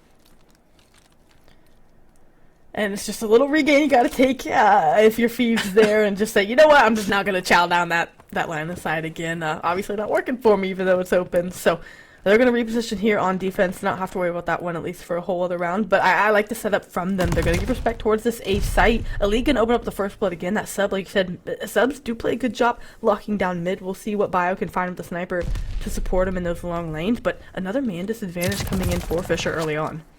Of course, Droxy getting an early plant as well, but even though they have that early bit of control, they have one-man disadvantage that could be everything. But as they shift around to hold their sights, we are going to be watching as Thieves picks up a very early rotate up on the trains. That's going to work out in their favor as Druxy goes down. It's just going to be Phantoms to lock down the site here, but there's only so much that you can do on such a wide open map like Desert Siege. And it's going to be able to, at least be tied up here by Akron. That's exactly what they need to keep their mental up in check. And as it goes to a 1-1 scoreline, it's a very, very beautiful defensive win here for Akron. And similar to map 2, I expect a lot of, handshaking rounds going on here until someone finds a way to create real separation. But again, when you have teams of this caliber, you try to feel each other out, how your map tendencies look to play as the game unfolds. And for the side of Akron, getting a couple people on the board that round, Elite with the first blood, and another round win coming in for Akron behind that. So again, that will continue to be my focal point for them here. And for Fisher, we'll see how they look to play this defense here, as again it's a quick A push coming in from the side of Akron. Wow, Thieves narrowly escaping with their oh, well, never mind. Silly picking up a quick double is going to put things into a very early lead here for Fisher on the defense. Although, as Silly goes down as well, Akron has the ability to take control of this A site early on. But instead of pushing out for it, they're just going to be dropping out everybody over to B. Bomb wasn't aggressed to. Feels like a little bit of a sloppy move for Akron, but sometimes that is just what happens here. Dylan Rex finishing it off, and kind of felt like Akron forgot they were on attack there. It really did, and you were really trusting that Kaiser could win that gunfight, but so often in these situations, it seems like Fisher much prefer to play these situations, whether they have the main advantage or not. Well, I guess, if you're in a 1v1, you don't have a teammate, but in that situation, they're always partnered up. They're always shoulder to shoulder, challing things together, ensuring that they have each other's trade, where Akron, in kind of those mid to late round situations, have a bit of a disconnect between their players, and we even talked about that on Tuscan. It's still a little bit showing to be the case here early on. We'll see what adjustments they make going forward, but for now, similar defensive hold, not as widespread. No one watching B, definitely favoring this A site. Druxy gets the first blood, and now the retake is on if you're Akron with the man disadvantage. Yeah, it feels like A wasn't even really being thought of, but now Akron is going to be paying the price for that, having to not only deal with all of the members of Fisher that are going to be on site, but also dealing with those long cross angles. Luckily, the Biohazard is going to be able to deal with it very early on here, taking out Phantoms. That's going to be huge now, as that cleans up just a little bit.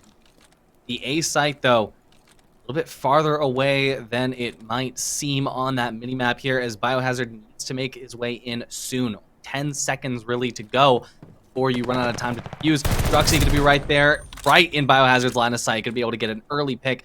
As Elite takes out Dylan, it's going to be a 1v1 Biohazard versus Silly. Let's see, does he have the time to do what he does, but he doesn't have time to get the defuse, so the round is going to go to Fisher with a amazing attack round there, locking down the inside.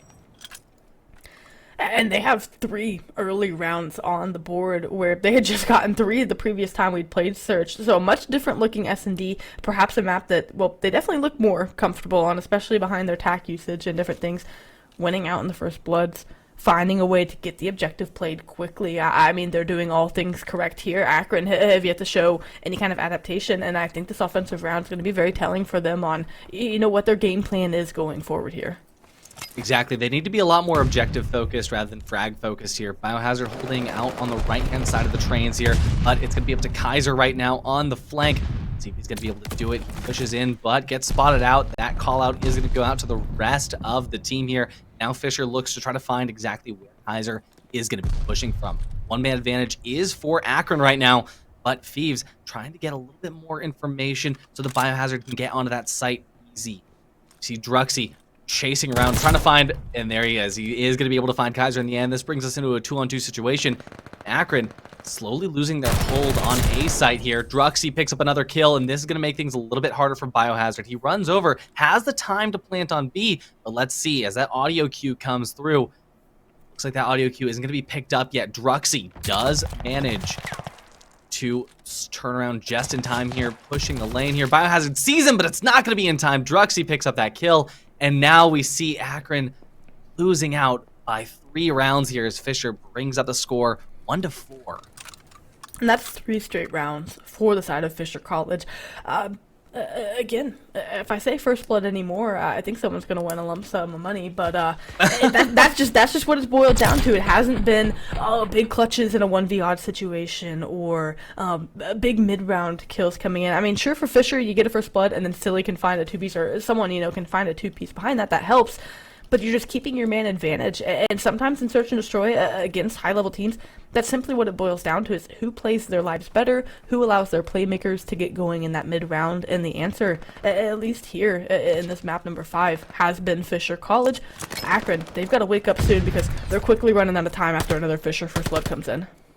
Exactly. The Fisher First Blood tells you all you need to know here, but Biohazard is going to be able to pick up at least one before getting fragged out himself by Silly. This is going to make things a little bit harder here, and now it's just going to be up to Kaiser. Kaiser, are you going to be able to stop it from going into map point, or is this just going to be the final lump sum that's needed?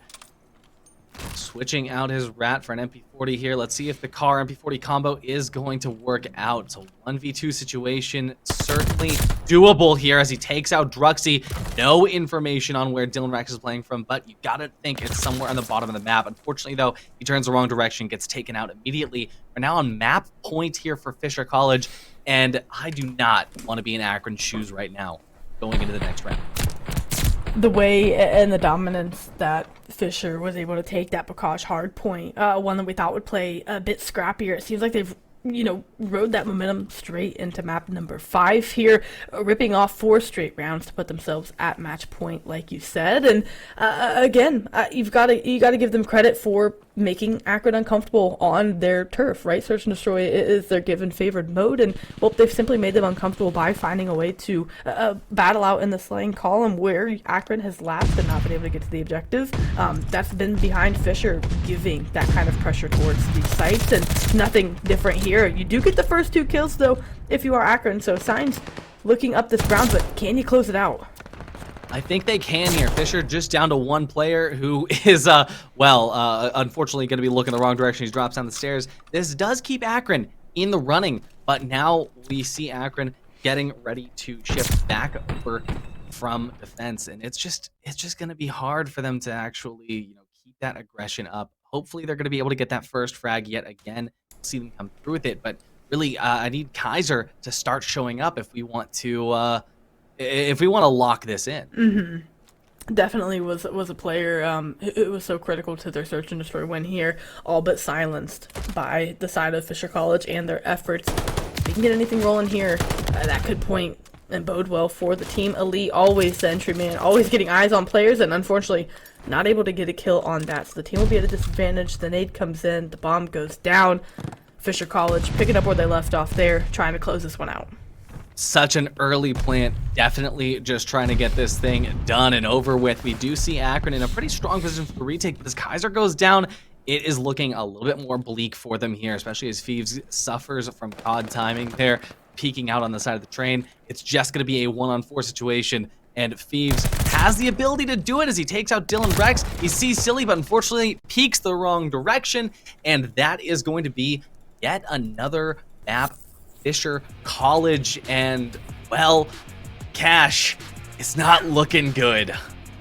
You're up 4-1 if you're Fisher College at this point. You're on series point here, and it's not quite looking good for Akron. What started off really well between the first few maps has now looked like a runaway kind of series for Fisher these last couple. Does Akron have the grit and the resilience to come back in this series and really give themselves a chance? Absolutely. You know, it's not over until it's over, but the way Fisher have taken those last couple of maps, they feel like they're trying to suck all of the life out of this Akron squad and just say, just give us this last map as a gimme because, well, you've kind of been punished these last two. Exactly. You know, I mean, that's not to say that Akron hasn't been trying, right? I mean, Biohazard out here fighting for his life every single game, putting it all up on the board. Unfortunately, Kaiser had a little bit of a choke in that S&D. Not quite sure what was happening there, but, you know, Desert Siege is always, you know, kind of the victim of a few of the jokes, just being dry and open. So you do fall victim to that at times, but to be honest, it was just kind of an unfortunate showing where Akron seeing just so powerful in the first S&D, and then coming into this one and picking up one round. Not quite sure exactly what happened here, but hey, they have another chance here, and it's going to be down to the wire here as we get ready to jump back over to Tuscan, this time control. It's going to be interesting to see, if they have that bounce-back capability. This is what great teams are made of, right?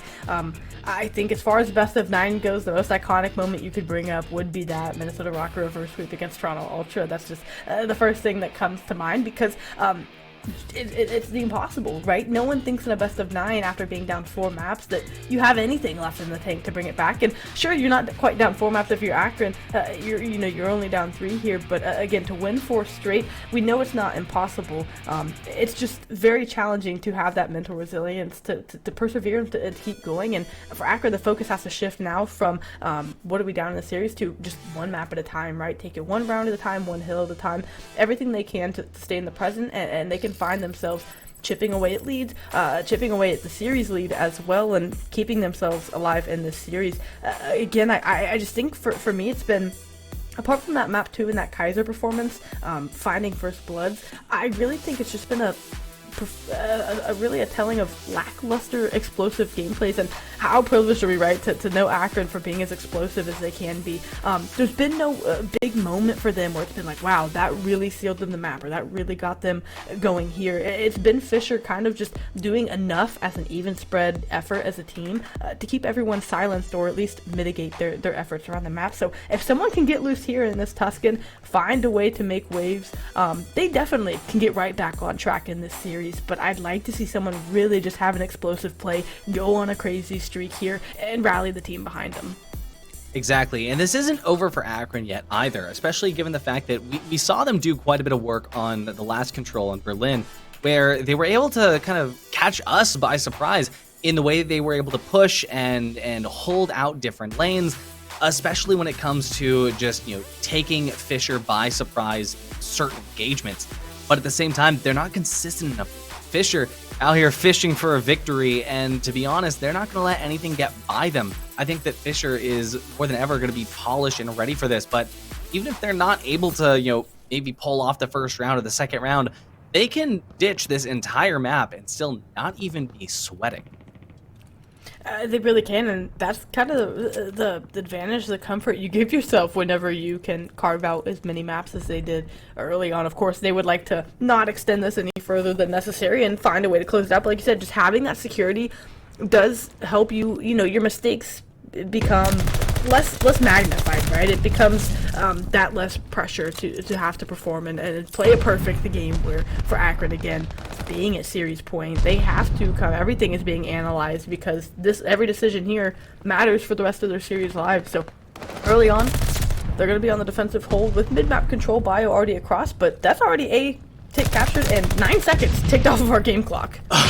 Yeah, Fisher almost takes A just without effort here. Akron is going to be able to inch them off at the very end there, but unfortunately not for long. Looks like Fisher comes through to finish off what they started at A, and that's 2 minutes on the board to close out B site. Now this is going to make things actually a little bit easier for Akron. They only have one place to worry about, but as we can see with Akron, Thieves holding out over towards the mid site. We got Biohazard as well lurking around the backside. It is going to be as straightforward as it seems here. Locking it down inside of his house makes it a lot easier to see that Akron has a fighting chance. This duo of Kaiser and Elite, I'm excited to see how they play together in this control. Kaiser, of course, being the AR that's going to overlook his entry man of Elite, and if they can trade well and kind of, be in sync in this map, I think that Akron can find a lot of success behind it. But for now, you get broken early on. You have some presence here if you are Fisher, and the kills starting to roll in behind it. Now, if only can you stop the clock. Bio gonna at least put a stop to it for now, but you still have you still have pressure here. Oh, exactly. We saw Phantoms pushing all the way into Akron's spawn, and that applies a lot of pressure, but Fisher wasting valuable time not getting on the spot just yet. I mean, I think that shows that they are very, very confident. They don't need to be playing the objective as hard as they are, but at the same time, if you're Fisher just wasting time and not being on the zone when you really do have the ability to make progress there, it's confusing a little bit at times. We see Thieves locking it down inside of the house there, and mid-control goes back to Akron. Fisher waiting for the right time to strike. Giving him just a little bit of information here. Biohazard goes down to Phantoms as Phantoms holds out around the backside here, telling his team, hey, this is where I think two members are playing from. They're going to be going off that information, but Akron collapses back. They find a way to get clearance, and they know someone's still back here, but so long as that player is not touching zone, why even bother worrying about them, right? Like, just let them run around and do their thing. If they're not, stopping the clock, they're not going to be a threat. You end up finding the kill if you're Bio. This next push quickly coming through P5. Elite about to have his hands full in just a few seconds. Yeah, this is going to be the last team push that Fisher has available to them, to be honest, but Elite shuts it down almost entirely on his own. That is going to be 2 kills that means that Fisher can't take control over the B side just yet. Now, Fisher probably wishing that they spent more time on the site earlier on in the game here. Akron is going to be able to hold them off just a little bit longer here with only 2 seconds remaining. You see Phantom going for the last-ditch effort. It's not going to quite work out, and that's Akron able to take the defensive win to start things off. And that's different than how the last control went, right? They dropped that offensive round after a 4 down that they just couldn't get back to the site in time for here. What I thought was, a really strong, which still was a really strong push out of Fisher to bully out that B site. Like you'd said, they didn't quite feel comfortable enough to get on time just yet, wanted to clear out more of the spawn. It ended up taking off precious time, and well, from there, Akron are able to regain, get back in, clear it out, and reestablish their position. We'll see if they can find success here on offense. Bio opens up the good first blood, and while this B pushes on, you can see those Fisher arrows sprinting back through church to get back to the site. Absolutely. Taking the early control over B is definitely going to be what Akron wants to do, especially holding 3 on the zone to capture each segment as fast as possible. They already are up 2 ticks here. This is an amazing strat by them, especially given the fact that A is a lot easier for them given their spawns. Starting off on B, taking it by surprise from Fisher. This is everything for Akron right now. Unfortunately for Fisher, they're not going to be able to hold it off, and Akron starts off strong. Once again, 2 minutes on the clock. All they need to do is take A site. Thieves and Biohazard already getting ready to lock it down here. Druxy trying to aggress here, gets ready to do a little bit of counterplay. He pushes in, picks off one. Silly doing some work from the backlines as well to pick off Elite. Phantom's taking out Biohazard. This means that Fisher has a good early stagnate over on Ruins, but watching now as Akron figures out whether or not their main push is going to be coming through Ivy or if it's going to be coming through Fire. And I think mid-map control is really going to be the point of success for Akron. If they can get through church like Elite does, if you have someone top Fire to look over you, you can find a lot of success. Elite with some trigger discipline, finally going to let some shots ring out, not going to do much more than get a kill and get traded, but maybe just to soften the defense for the team to push through. Silly finds 1, 2, and 3, looking for the 4th here as the player chalice tree. Guys are going to get the kill, and I mean, for Akron, as we had said at multiple points in the series, who's going to reach deeper into that pocket and find, kind of that trick play to throw someone off? Well, that all-out B push is going to help you find success here. Can you carve your way back into this E site and get the round win for it? And this might look like Fisher is kind of dominating on the defense here, but Akron has forced Fisher to reset 3 times now, and that's very, very good given what Akron is going up against. We're going to be seeing another really deep flank coming through here from Thieves, and now I'm curious as to whether or not this mid control is going to be given up by Fisher. You see Fisher slowly loosening their grip on mid here. It's just going to be up to Dylan Rex here, holding out the sideline view, but as we see more and more kills going out, Akron slowly dwindling down to that 4 line. Be 11-6 lives here, and we might need to start worrying about the live tally here for Akron if they lose just 1 more player. They're trying not to lose many more gunfights, but hey, we talked about it, the same thing as far as the B site goes on Berlin control. When you're getting funneled through one lane like that, though you think you did the hard work first, it can be so easy to get put in a spawn trap where you're just running into pre-aims and not much else you can do about it. The same thing happened to Akron here.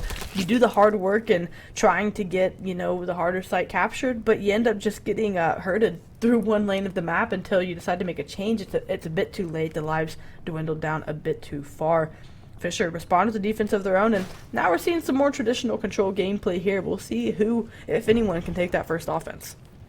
Exactly, and now, Akron back on the defense. This should put them in a little bit more of a comfortable position, but I'm curious to see if Fisher is going to kind of do the same thing where they just bum rush A and take their sweet time on B, or if we're going to see a little bit more of a split approach here. Looks like Biohazard and Kaiser go down super early on in that mid-confrontation, and we will see Akron eventually reset to take back control of mid here, but for how long will it last? Silly is going to be coming through here and unfortunately taken out here. This means Akron does continue to control over mid just for now, but unfortunately mid isn't like what matters. It's going to be A site, and A site is quickly dwindling out of their control as Fisher takes 2 ticks over to A.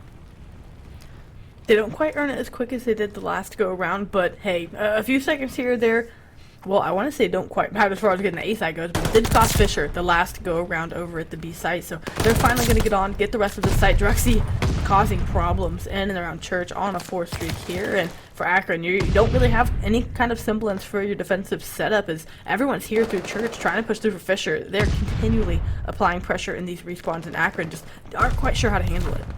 Druxy looks so good holding off all these corridors here in the Church. Going to be able to just continue his streak here on 5 now. 1 kill away, but he gets very, oh man, always happens. 1 away is always what it happens. Caster's Curse, sorry for bringing that up. But we are also going to be looking at a pretty even live line here. It's going to be 19-17, minute 30 on the round timer. And Akron is holding down B with their entire life. We can see them all structured around the site here. Dylan going to be team kill. So unfortunate. But as we start to get a little bit of the B site captured here by Fisher, Akron is going to be in dire straits, a little bit stressed. They definitely have to find a way to find form and get back towards this site. Thieves going to get lines on the player. He's contesting the time for B, but Phantoms quickly jump chows out Silly to find another behind it, and now the Flood is in. Do they opt to stack it? That is the question that they avoided the last go around that cost them the round. I don't think they want to do that again today. This progress bar growing oh so quickly for Akron. It is a foot race back to this point. Oh, exactly. They're just going to be trying to W key there as fast as they can. Fisher definitely learned from their mistakes last time, but as Akron comes in at the very last second, it's going to be up to this final hold to see if they're going to be able to cancel out that last tick. Looks like they do manage to force Fisher into a reset, but Fisher going for a wide flank into Ruins and mid here. Going to be a good confrontation from Silly to bring things back once again for Fisher on that site here. Clear out just 1 more member of the team, but Kaiser holds steadfast and does not let anybody break through the site here. But there comes that massive flank there. Druxy and Phantoms clear things out, and this looks like the time when they're going to be able to pick up those last few ticks. Elite going to be trying to double Q out onto the site here. Will he be able to make it there in time? Looks like he's able to just get on in the very last moment there. 30 seconds on the score timer. Contesting is everything right now. Let's see if Fisher is going to be able to make it back on. Akron just has 3 lives left. It's going to be Thieves, Elite, and Biohazard. Are they going to be able to hold their own up against Fisher as they approach the very last moments, the last breaths of this B site? one more clearance, and you can win the round if you are the side of Akron. Unfortunately, you're going to go 2 down there and get traded out, but they had to hold on one more time and stood a chance to not give Fisher enough time to get back across the map. Instead, they bully it out, they have the numbers, and of course they win the gunfight. Fisher College at match point, at series point here, to crown themselves grand champions in our Open Premier Division. One round away from doing it. They have to do it on the defense. Akron, what do you have left in the tank for us? That really felt like it could have gone either way, but now everything rests on this one round here as Akron goes for the split offense to start things off here. 2, now 3 towards A, and 1 towards the flank on B site here. Now shifting back over to mid here as Silly and Dylan Rex continue to take control over the A lane here, and Ruins see Dylan Rex pushing into the spawn here, getting aggressive, getting a little bit cocky. We love to see that little bit of attitude coming through, but everything is lying on this, and Akron is going to be taking control over B site just a little bit. You see Thieves holding on. He's going to be making a little bit more progress here, not before Fisher comes through to cancel it out, taking out Thieves here. Silly taking out Biohazard, draining the lives of Akron here, bit by bit. Silly able to hold down A long enough for his teammates to get back to it. Time starting to tick, and for Akron, you don't have any progress to show for it. You weren't able to get the full takeover at B. Now you're just trying to get any kind of map control here to feel comfortable getting A. You're forced through that vines, that top lane of the map. Dylan Rex already in your spawn, and there's so much to watch, so many attacks and kill feeds, kills going back and forth in the feed that Fisher come out on top. You have progress, or you have presence at B again, but I just don't know that it's going to be enough. They've got to find a way to string together a few more sequences of kills and get some more comfort around this map. Exactly. Watching Elite jump over to B side here kind of felt like the definition of insanity there. Just draining lives over the B side, which you're not making any progress on. We will be watching A get inked out here, and unfortunately for Kaiser and Thieves, they just get taken out almost immediately by Dylan Rex as he jumps on. Now it's time to try B again. They're just going to be trying each one, poking and prodding. Hey, we just pulled Fisher off of this site. Let's go to the next one. Hey, we just pulled them off of this site. And they're making progress on both. They've got 1 tick on B, about to get 2, and it looks like they will be able to finish out the second tick before any sort of refrag and B entry comes in from Fisher. This is going to be very, very vital here as they get 2 members of the team to hold out on B side here. Kaiser locks down this lane here. They're going to be able to take B, giving them 1 more minute to finish up on A site. The lives are going to be the bigger concern for me. Is 7 to 14. You don't even have 2 full team pushes at the B site where you had almost over 20 lives to get back to it the last time around, and I just don't know if they're going to be able to overcome it. They need a clean sequence of kills to get on this A site. That's all it'll take, but the aggression that Fisher's playing with, they go in, they get a couple. It's going to be a 13v2. This one feels all but over. Fisher College are going to be your NACE Star League Fall 2022 Open Premier Grand Final champions. They were not to be denied twice. Find a way to get it done there, and I mean, a huge congratulations to them. I mean, they turned that aggression up to 10 there at the tail end to close that out.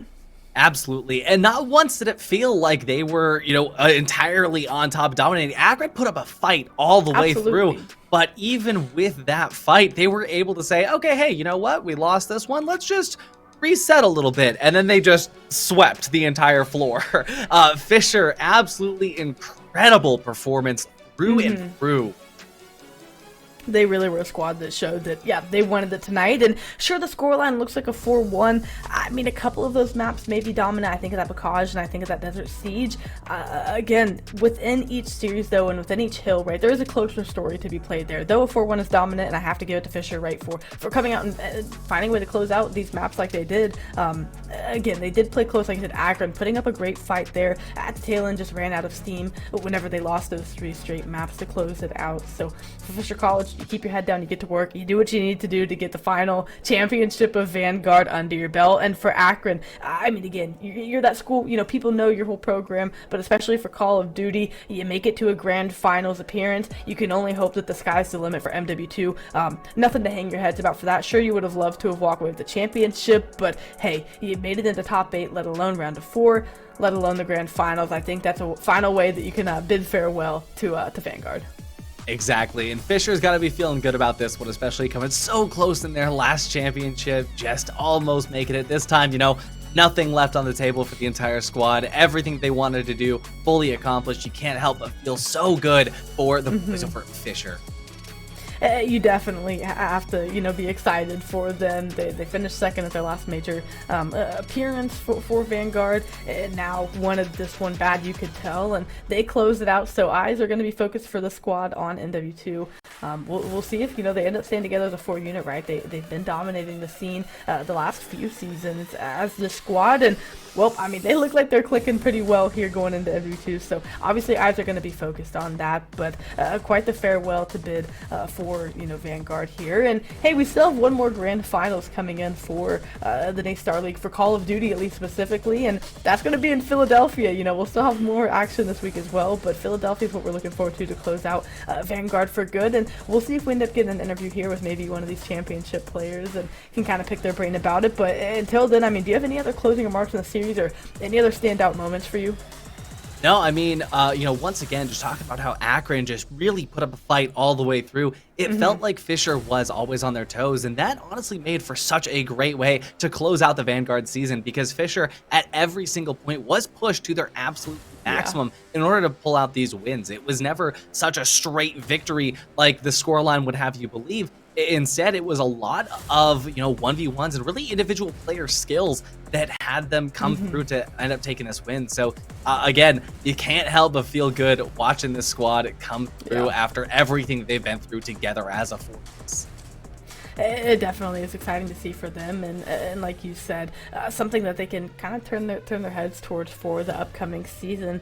For Akron, I know they're kind of rebuilding around their core 2 players that they had in Thieves and Biohazard, and for them, for MW2, I think it's going to be exciting to see what trajectory they take. And I know, going into MW2 for the side of Fisher College, you're going to come out with a little chip on your shoulder, right, knowing that, hey, we won the most recent championship, and though we're switching, complete engines of games and how they play, I bet you just the way you could just tell with how they're moving around the map, right? The comms have to be flowing. You definitely are having more fun when you're winning by the margins that they were to close things out. So definitely exciting for them to close it out in the way that they did for sure. And the vibes got to be riding high going into even if they're going into scrims this upcoming weekend for MW2, and definitely exciting for them. Exactly. I couldn't have said it better myself. Modern Warfare 2 is such a different game to Vanguard. You can't be relying on breaking people's ankles with those slide canceling anymore. So it really is going to show if this is a squad that is able to pull off with just sheer player presence alone, or they were just relying on those mechanics that you can so easily exploit from the last 3 CODs. I don't think that that's the case, but MW2 is going to be such an interesting beast to see all of these teams coming through, given what they learned from It absolutely is. We talked about in countless player interviews, if you're a first-time viewer, we had interviews throughout the season where players talked about, kind of what their focus was. We got to ask a lot of them, what is the focus, right? You're playing Vanguard knowing you're either on the precipice of a brand new title, or now we have a new title release. What's the team's focus? A lot of them talked about wanting to go out and go try to win this championship, and others talked about really trying to set themselves up for success in MW2. You can't, control the title changing and the mechanics, like you said, but you can control kind of that energy and that mentality that your team's built around at the start of each season. So it was exciting to hear, though teams may not be super stoked to be on Vanguard, I think the greater moral of that story is that, we get to build a really good foundation on just playing together and getting live reps, and that's definitely something you can't trade out, no matter if the engine title changes. It's just good to see teams having the focus of, let's build a good foundation around our mentality and our game plan, and we know that we can take any kind of game on. Exactly, and the kind of momentum that comes out of winning a championship just to move on to the next title, that's something that can't be beat. So Fisher is going to be in really good standings moving on, and Akron has a lot to learn from this, but to be honest, it's not like they were very far away from taking that win, right? It's not like they were this huge distance away. Akron has a very good chance going into Modern Warfare 2, especially if those mechanics that we keep talking about actually end up suiting Akron a lot better than they suit any of the other colleges, like say Fisher, for example. But it all rides down to communication. It all rides down to how well you mesh as a team, and to be honest, it's all about those vibes. it really is at the end of the day here. And, well, we're going to give you kind of a rundown of what's going on the rest of the week here. Of course, it's Monday night, and we just had Rocket League and Call of Duty go on for our grand finals tonight. And for the rest of the week, we've got Overwatch and League of Legends tomorrow, Valorant on Wednesday, Super Smash Bros. And Rainbow Six on Thursday, Friday, Counter-Strike, and then Saturday, Sunday, Philadelphia for a live LAN grand finals. It's going to be exciting. I'm going to be there in person casting for Call of Duty. I couldn't be more excited to be on board for that. But again, there are plenty of esports needs to satiate and hold you over until then.